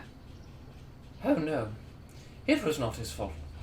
You see, your Captain Yellowbeard, and perhaps the entirety of your crew, were killed by goblins. They were the ones... Goblin bastards. Yes, they were the ones who sabotaged your ship. I heard of their coming to this land, but thought that the everlasting rhyme would keep them at bay. In many ways, that purchase of that orb is what led to your ship's destruction. So, the domino effect here. You have had an orb, and then sold the orb, No, and then I purchased this orb. purchased this orb, and I'm on the ship carrying the orb. The ship is sabotaged. And then I have my cool backstory that everyone loves to hear about. Yes. And then I meet your daughter. Yes, that would seem an appropriate summation of events. Hey, at least you didn't eat your siblings, Glenn. Right. only brothers in arms. Am I right?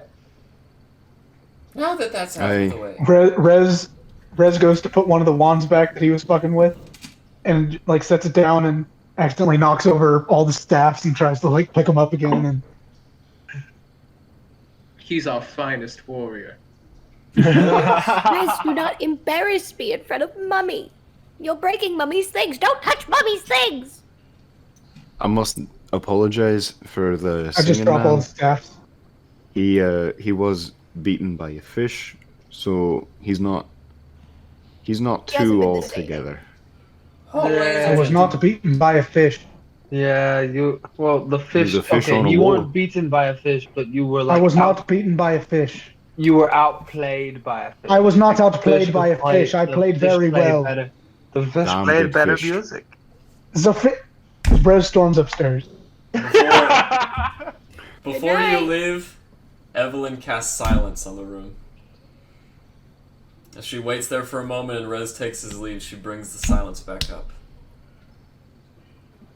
Now then, I have some business to discuss. However, I would like to have a private conversation with my daughter for a better moment. Erlon's Bow gonna, and go meet Rez. Erlon's gonna stand up and walk outside. As you guys all do Hey, he's so, gonna check on Manny and Tiger.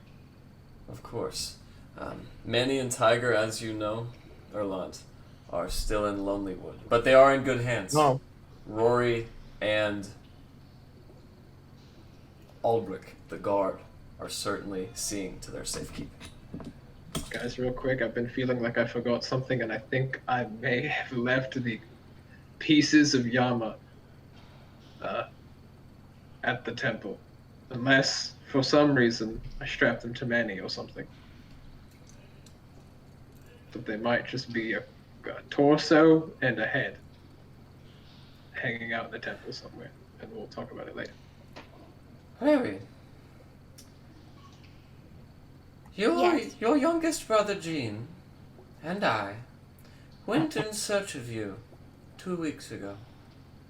We heard that there was a kobold in Brinshander and thought we'd make an expedition.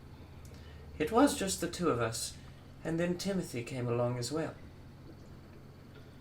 A terrible blizzard came, and what's worse, I encountered the Frost Queen on my journey. So did we. She was very angry. The night that you saw her, Axelast reached me on the sphere. I enticed her to come my way instead. Jean and Timothy were lost.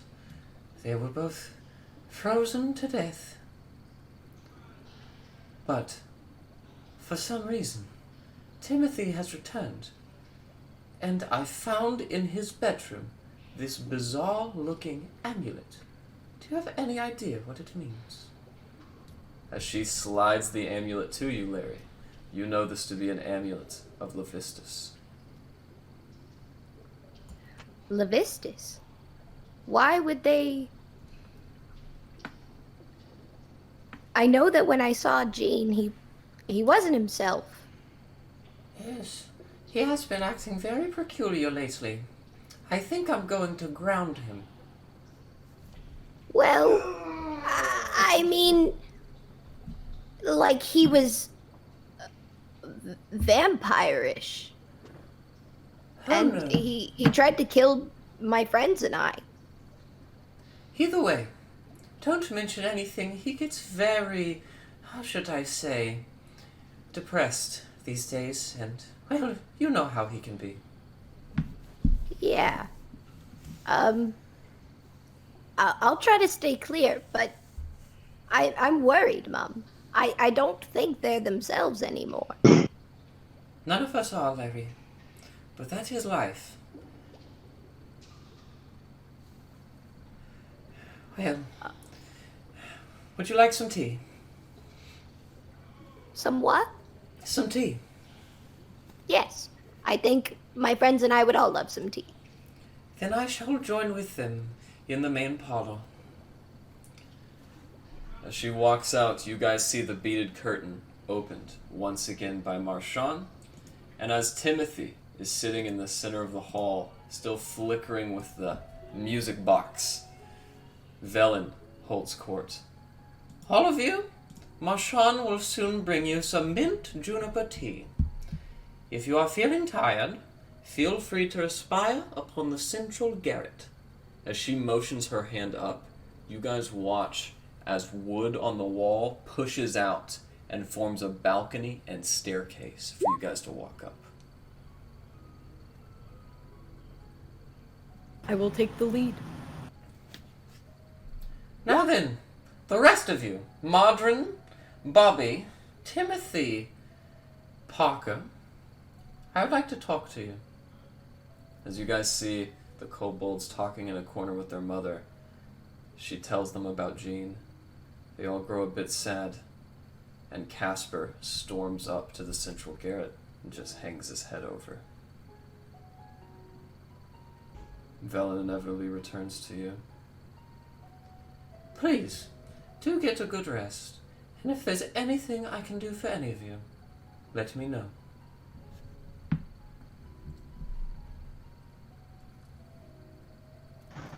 When Red stormed off earlier, he went outside and did a quick hit.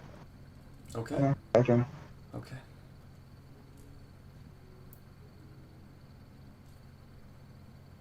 Inevitably, the night comes. Marchand sits down and brings you all your tea. It's a very soothing rhapsody that heals you but a little bit, though your hit points remain the same. As you guys drink this frothy medicinal tea, and it warms your belly. What would you all like to do? I would like to go off to bed. Alright. As Larry goes off and opens the only door available on the garret, Evelyn pipes up from her tea. Oh, do be careful. I'm renting that room to a friend of ours. Are they gonna be in there? Oh, yes. You might want to knock first. Okay. And I give a good few knocks. Is anybody in there? No response. I will open the door. I will jiggle the handle as I open the door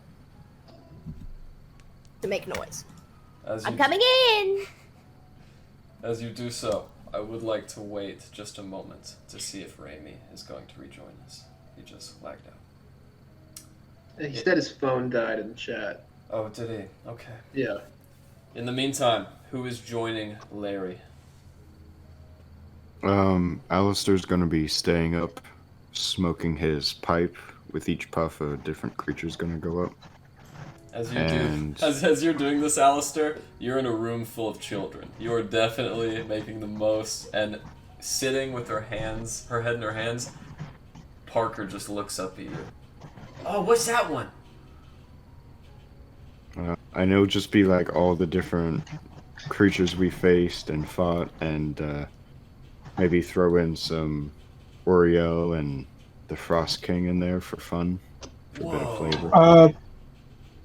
As he's doing that, like every time he makes a new makes a new creature and stuff and starts talking about it, I'll play a little tune to go along with it to present the theme of how it felt when we were there.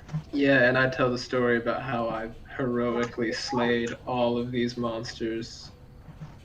No way, Mr. Glenn. You are the coolest one. I'm very strong.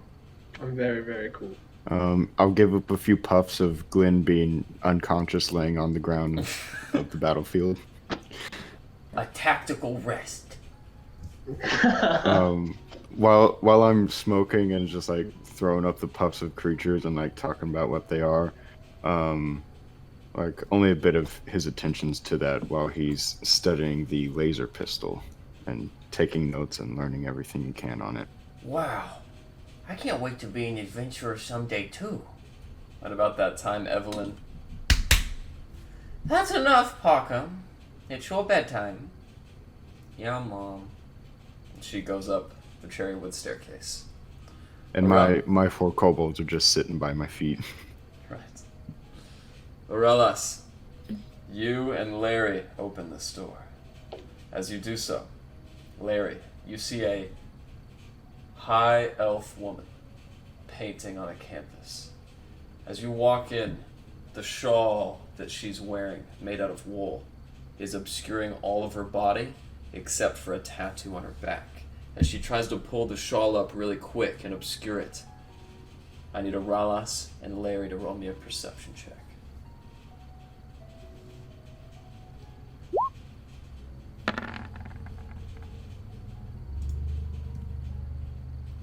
As she pulls it up and neither of you see what the tattoo says, turning around is the high elfin but tanned wood elf mixed skin of Leshana Liadon.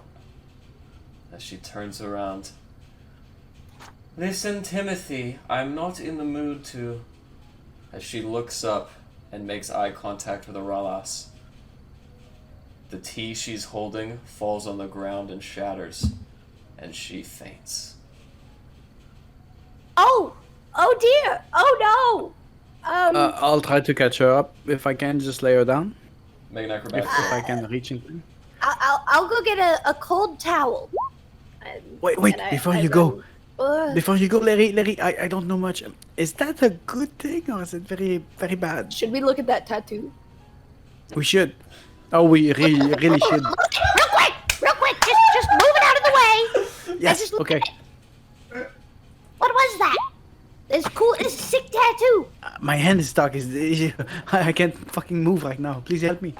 Okay, fine. As you guys Do it. roll over the sleeping woman and without her consent remove the only article of clothing she is wearing, you see on her back is a crude map of Kilrador. You can see the northern coast of the White Sea, the Dawnstruck coast, and in 5 different locations. One in the White Sea, one in Galadrim Bar, one off the coast of Kalishte. 5 different magical stars are glowing on this map. Okay, quick. Maybe some water. Okay, okay, I'll go get the water. We're just helping her. We're just helping her. It's fine. You guys hear footfalls. It's not sexual harassment because the only female in our party Right. is the one who proposed. Exactly. It's Yeah, fine. that's how that works. Not the only female. As you guys hear footfalls coming up the staircase, you see the purple horns of Marshawn poke in. Is everything okay? I heard they crash. Everything's she fine. fainted. She just fainted Okay. when she saw us. Does she do that often? Maybe not, but when a handsome elf comes around, maybe she does. Yes. You silver Will tongued do. devil, you. And he walks away. What a nice guy. Indeed, he's very nice.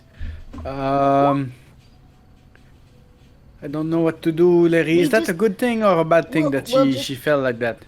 You caught her. She's fine. We'll just put her on the bed, get her a towel and some water, and she'll be okay. She'll come back. But maybe you should not be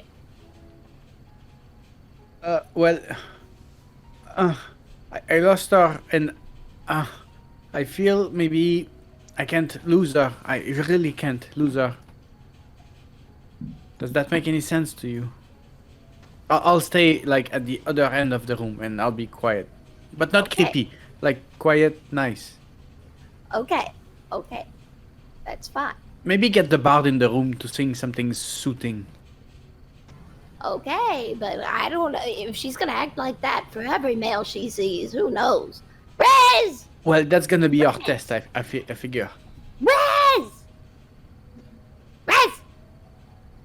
Larry, I'm coming. Okay. I pack up my dulcimer for any of the remaining kobolds that I was playing to. Say, oh, sorry, your sister is calling me, and I pack up the dulcimer and I go upstairs. Holy shit! What did you guys do to this woman? She fainted when she saw him. Oh, It's Leshana. She's Leshana. oh, this is her. Oh, Scheiße. Yes, let me do something. Is there a bed or a chair or something I can sit at? There is the stool that she was writing on the actually- canvas, and Rez, actually, as you go and see that stool, you notice the canvas that she was painting on is a beautiful illustration of the Feywild. Oh, that is beautiful. Damn. And I think about sitting down, and then I go, no, I wanted to make this good. And I open my Dulcimer, and I set up in the corner, and I pull the 2 levers on the bottom and flick out the kickstand on it. It has all the floor pedals and everything that I hardly ever use because we're in combat so often. And I start doing a song of rest. Okay. At about this time, only Erland, Glyn, and Alistair sit in the foyer. As you play the Song of Rest that pulls out into the central hall, only Timothy and Margarine remain awake as the rest of the younger kids are sent to bed. At about this time, as you play the Soothing Rest, all of you inside see Marchand come downstairs. Junon, I have some other substances for that pipe. Trying to get crazy? Well, maybe not crazy, maybe just a little chill. After all, Velen is asleep. He pulls out a very small rattan sack. As he undoes the bow, you guys smell this really nauseous fume of skunk. As he pulls out the green leaves one by one. Where I am from, they call this many things, but you can call it hadahash. We're in, right? Like, we're all in on this? Yes. Yeah, he's talking to us, right? Yeah. I'm also asking the party, like, we're cool and comfortable enough with these fellas that we've met to we're gonna... Well, it's only Alistair's you, still Erland, just and Davey. smoking his pipe at creatures. Yeah, it's just the 3 of you. Sweet. Yeah. Erland, are you familiar at all with anything like this? Living out in the woods for so long? What smells like jeans socks? I thought I was outside. He's meditating. Oh, okay. But as you ask Speed this out. around the as you ask that around, Marchand's already taken it out and he puts it in a small ivory pipe with a Purple Heart wooden clasp on the end that he stuffs it into. So he takes a huge hit, and the smoke rolls out of his purple nostrils. He puts it on the table. Only if you want to try, no pressure. And he walks away. I will take a tentative hit. This ivory pipe. Roll a Constitution Just saving throw. Okay, sweet. Alistair's gonna follow. Hell and yeah. he's gonna offer it to each of his wee lads. Said con saving. I'm That's stoned.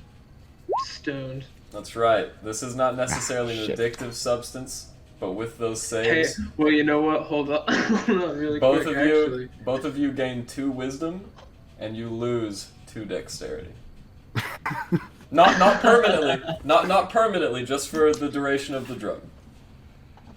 Well, just so you know, Alistair, you and I both get a bonus of 2 to our saving throws because you're within 10 feet of me.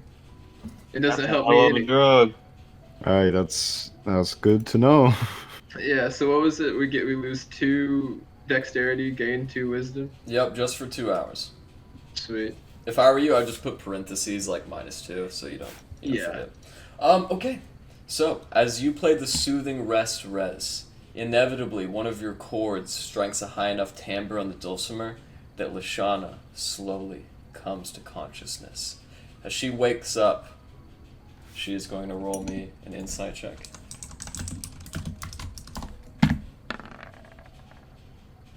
She pulls her clothes tight. You're muted. Which one of you disturbed my shawl? You fell down, like very hard, And the kobold and me, we picked you up and helped you. Hi. Zhezhik, how did you find me here? With warm clothing and a lot of perseverance, I must say. I would say, and what of your tenure? Have you reclaimed your rightful position of House Daganathan? Well, they did not quite believe me that I lost you, and when I came back for you, you were gone. I wasn't sure of your own intentions, I must say, and they exiled me until I would perhaps find you. But I needed to find you for myself either way, so... I'm so sorry, my love. I've made so many grievous errors. I just check on both.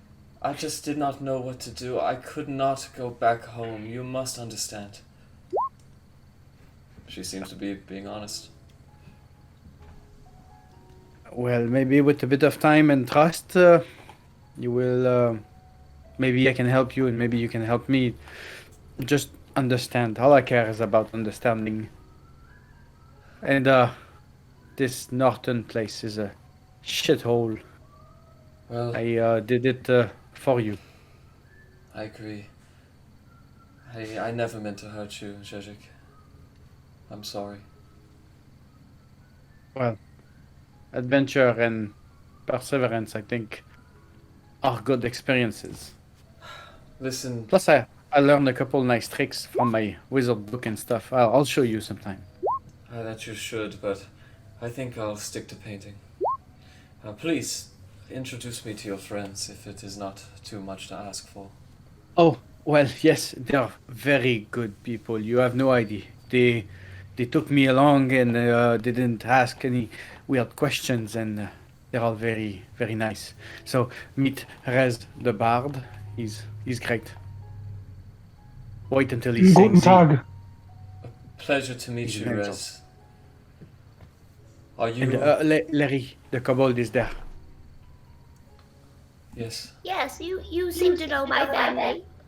I have heard many great things about you. Your mother is a very gracious and wise woman. Yeah, she is. If it is not too much to ask Mr. Rez and Mrs. Larry, I would like to speak to Zhezhik on my own. Oh, yes, that's fine. Summoned in, kicked out, it's fine. Let me just... Please compliment his song. He likes a compliment on the song.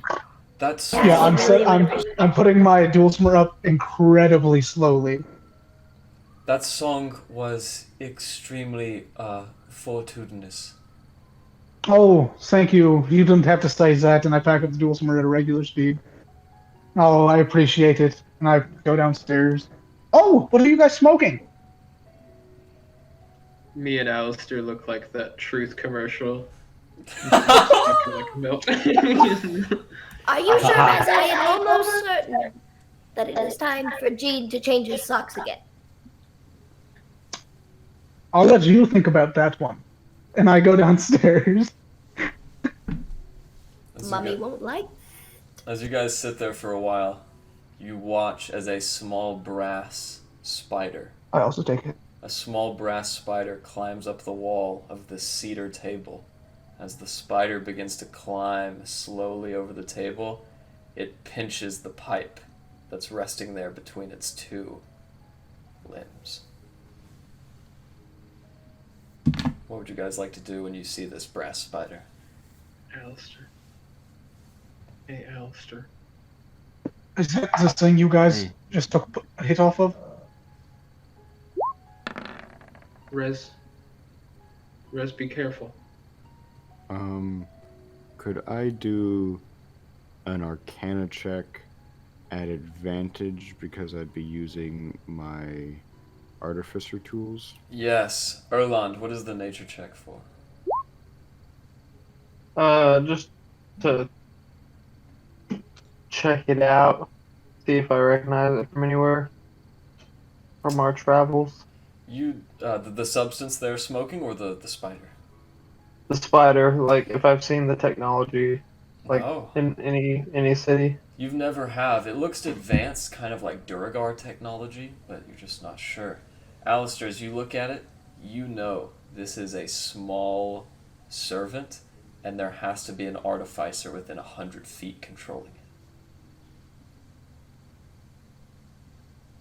There's another tinkerer around here. Oh, do you think that thing will bite me if I try to hit that pipe? Go for it. Would I know if anyone else in my family is an artificer? Timothy is. Timothy, cut it out! You're scaring my friends. At about that point, you see a small figure poke his head out from his room underneath the staircase. Well, it wasn't like you were going to let me try anyways. And he slams the door, and the spider goes inert. I'm gonna pick up the spider.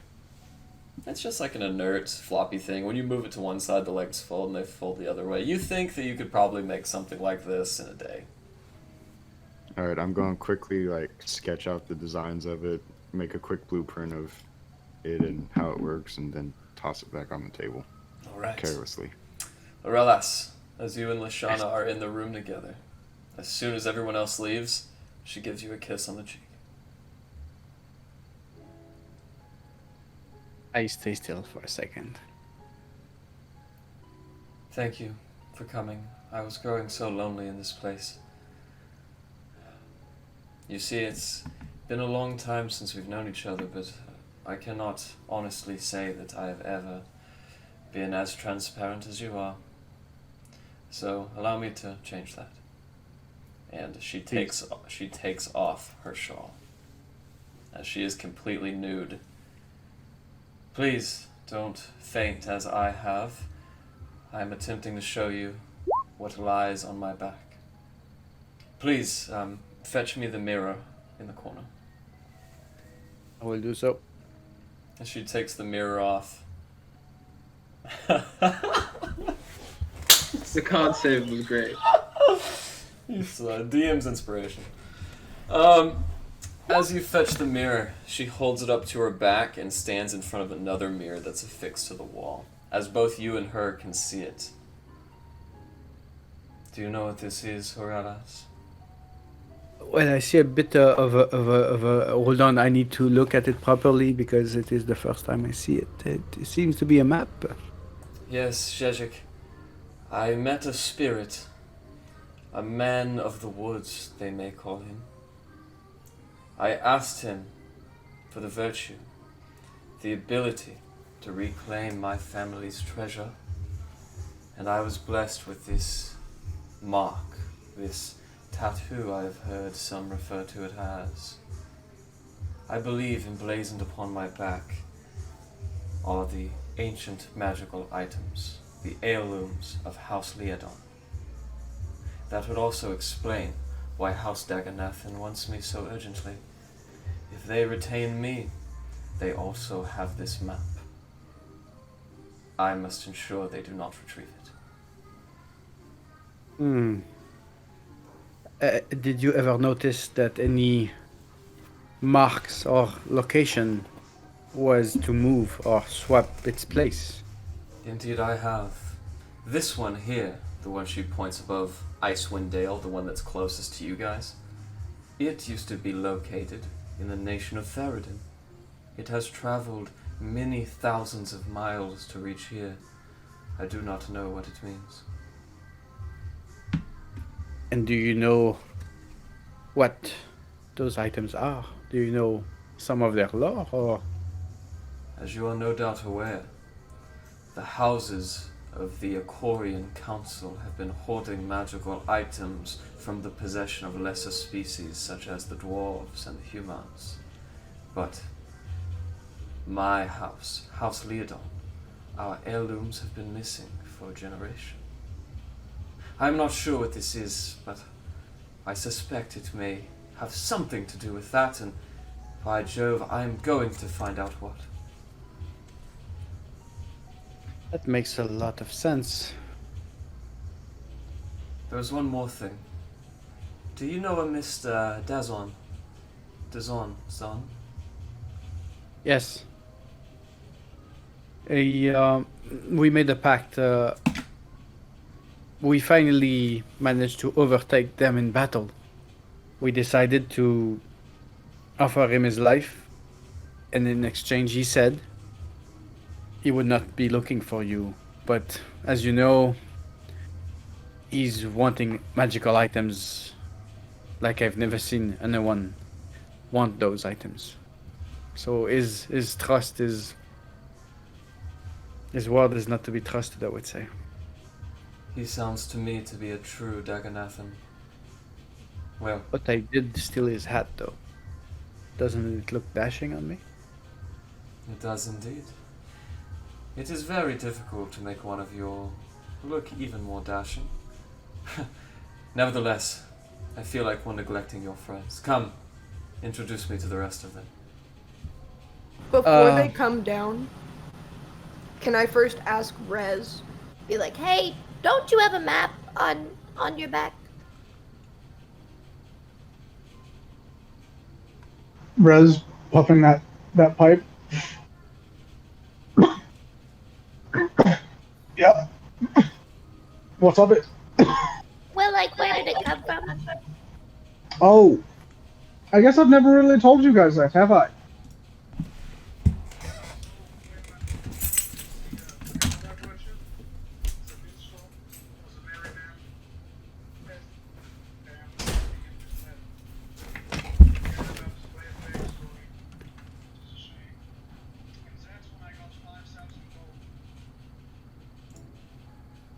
No, but when I was transported to this continent, I was also given this map. And how warm is it in this cabin? Is it like a nice, comfortable temperature? It is 76 degrees Fahrenheit. Damn, pretty hot. Okay.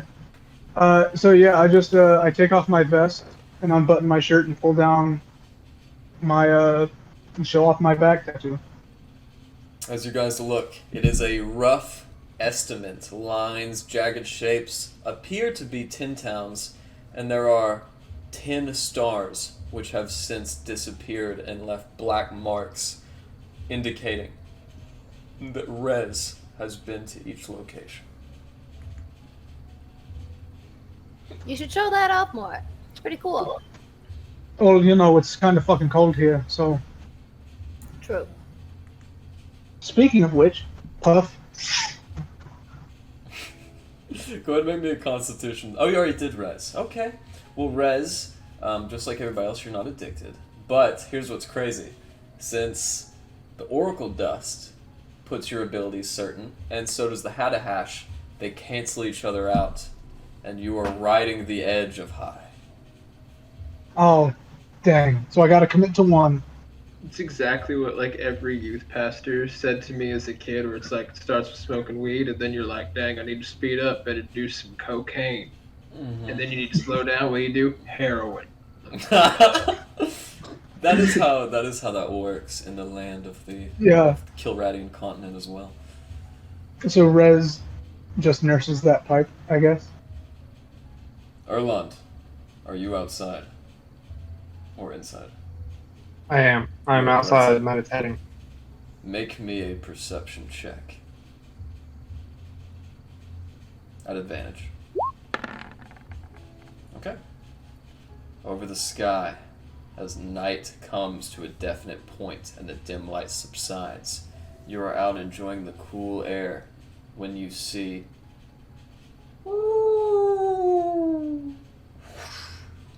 Ariel the Frost Maiden as she heads in the direction you have left, towards 10 Towns. I'm going to stand up from my meditation, keeping my eyes to the sky, and just slowly backing into the door. And as soon as I get to the door, I'm just going to kind of walk in and wait for the noise inside to settle down. As you go inside, you hear a vroom. Sounds like your guiding bolt. But as you look up, you notice that the Frost Maiden is shooting what appears to be a massive conical ray of energy towards the ground. You don't know what she's hitting, but as you return into the doorway, she escapes your view. Guys, the Frost Maiden, she just flew overhead. She's here. She was flying towards the 10 towns. We should tell Mummy. Alistair's gonna run out the door and look to the sky to try and see them. I'm gonna run to Mummy's room. Evelyn, as you go to your mom's room, you smell the scent of very rare Calestian and other exotic incense that float through. But as you burst open the door, you see her stirred awake. As she turns around with wooden curlers in her hair, she plucks up her spectacles. What is it, my daughter? One of my friends, they said they saw the Frost Maiden coming this way. The Frost Maiden? Oh. Yeah. We will talk about this in the morning. What? But it's now. My dear daughter, please, obey me just this once. Yes, Mummy. I love you. Good night. Love you too, Mom. Good night.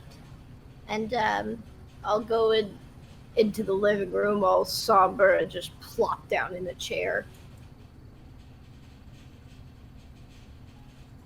Marshawn enters the room at this point.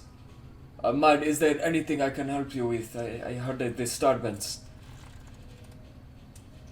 Well, one of my friends saw a very deadly person outside, and apparently Mummy says I can't do anything about it. Oh, yes, that.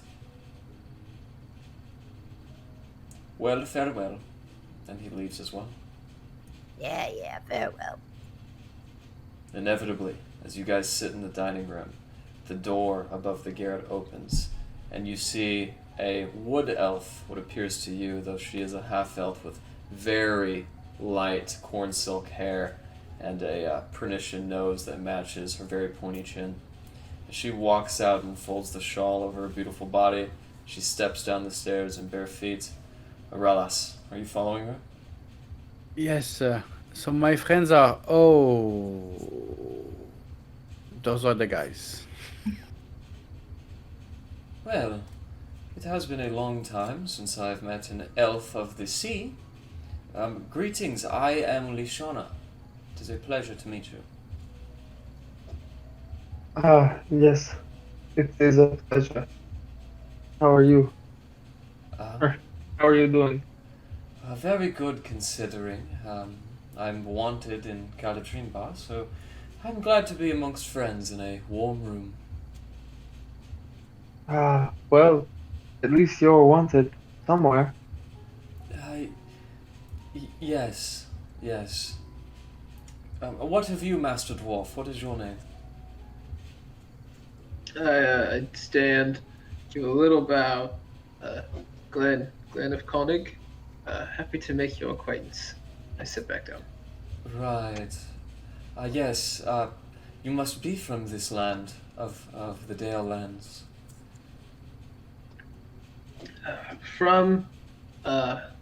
Not spent as much time here recently. Right. And what of your very pale associate? That is up to him. Name's Captain Davies. Oh, a pleasure to meet you, Captain. Do you have a ship? Not anymore, unfortunately. I'm in the process of rebuilding my crew and my ship, and I'll set onto the waters as soon as I can. I You know, this entire time, I thought you had a ship, and that's why you were going by Captain. Why would we call you Captain if you don't have a ship? Well, you know what? Actually, he does have a ship. And it's Well, friend's ship. You can be a fighter if you don't have a weapon. Think about that. I'm not I'm a still a fighter. captain.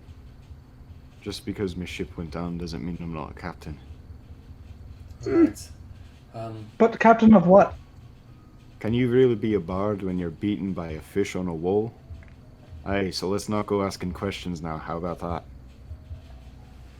Well, I have my instrument. Even a bad bard is still a bard. But Alistair's a pulling bad out captain his gun still and has a cocking ship. it. I have an answer that will satisfy both of you. Alistair, you're as much as a captain as Rez is a sibling eater. Aye, I can take that. So, which is to say that he is not a captain. I think it's up to It interpretation. satisfies both of you. There you go. Alistair is now brandishing his gun and has his eldritch cannon ready to go. You take that back. Oh, big man's going to shoot me. Big man, big not. Yeah, notice how I said man and not captain. Ooh. Oh, so Captain Davies is Big captain. a really good captain because if So let's say I do Yeah, take no. a shot at Rez. Well, you need a boat to be a captain. Not even calling it a ship, calling it a boat. Please. This is Zhezhik, Yes, are they're they... always like that. Yeah, okay. Yes. Sorry, It's their way to relax. I was raised in a noble court. This is very estranged to me at the very Oh, I least. was too. Oh, what land do you hail from, Mr. Rez? I come from the very far off land of Avalon. Land What? of the sibling eaters. Is this another joke? Averloft? Yes. I've never heard of such a place. I was taught in the wizard's tabernacle, and they never spoke of such a land. Well, from what I hear, it's quite fucking far. Yeah, yes, I would think so. So you must all But be... it is a beautiful land. Right. So you must all be here to accept Velen's quest. She spoke of a certain mission that needed to be undertaken. Mission. Yes, has she not spoken with you already about this quest? Not quite. She was just questioning my friends, and she seemed a little suspicious, as far as I know. Well, she is very, how should you say, elusive to the mind. However, with her discovery of natural philosophy, she has a most compelling understanding of Ariel and these recent attacks. Perhaps she wishes to tell you of this in the morn. I'm not sure. Perhaps. Yes. Well, nevertheless, the tea is hitting me in all the right places. I think I will retire. Zhezhik? I wish you a great evening. I'm happy I found you. You idiot. Yes. You fucking idiot. I hope you have a good evening as well. Sleep very good. I'll be guarding the place from downstairs. You're safe. She gives you a strange look as she upturns her face and walks up to her room. Well, it's time to hit the hay. Now, Larry, would you like to sleep in the grand room next to Lashana's where the other players are sleeping? Or would you like to go to your old bedroom? I would like to go to my old bedroom. As you all make your way to your Vistal cots inside the mahogany room you now find yourself, you see a window which outlooks not into the lands of Icewind Dale, but actually a present fertile grassland that magically appears outside your window. However, Larry, as you make your way up the steps to the second floor and find your room, it seems to be in the exact order you left it. Your writing desk, your blueprints, but there is one thing left. Placed on the center of your desk in clear view is a small ersatz eye recharger. Oh my god. Okay, how do I use it? Make an Arcana check.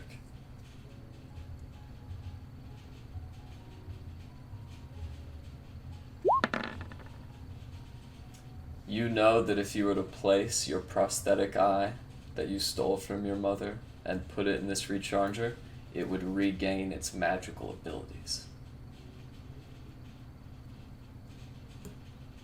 I go thunk, and then I put it in there.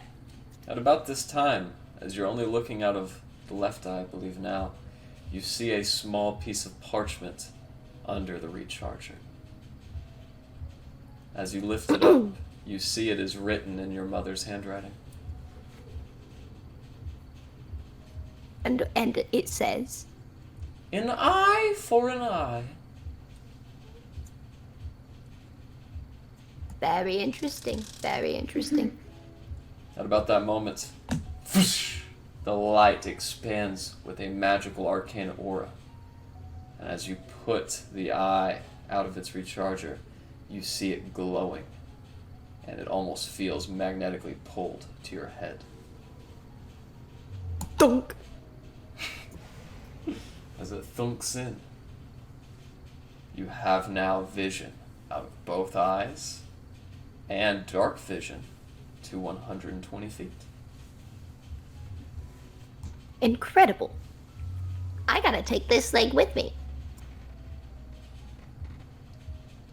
As night comes, and Larry, you are back warmed with your saber cat furried duvet. The night comes. I will say, right after I do my nightly prayer song, I fold up my dulcimer, and as I'm laying down in my cot, I say, "Good night, Glenn. Good night, Roland. Good night, Oralis. Good night, Mr. Davies." Good night. And that is where we will end tonight's session. I really just want to shoot Rez. I fucking love this.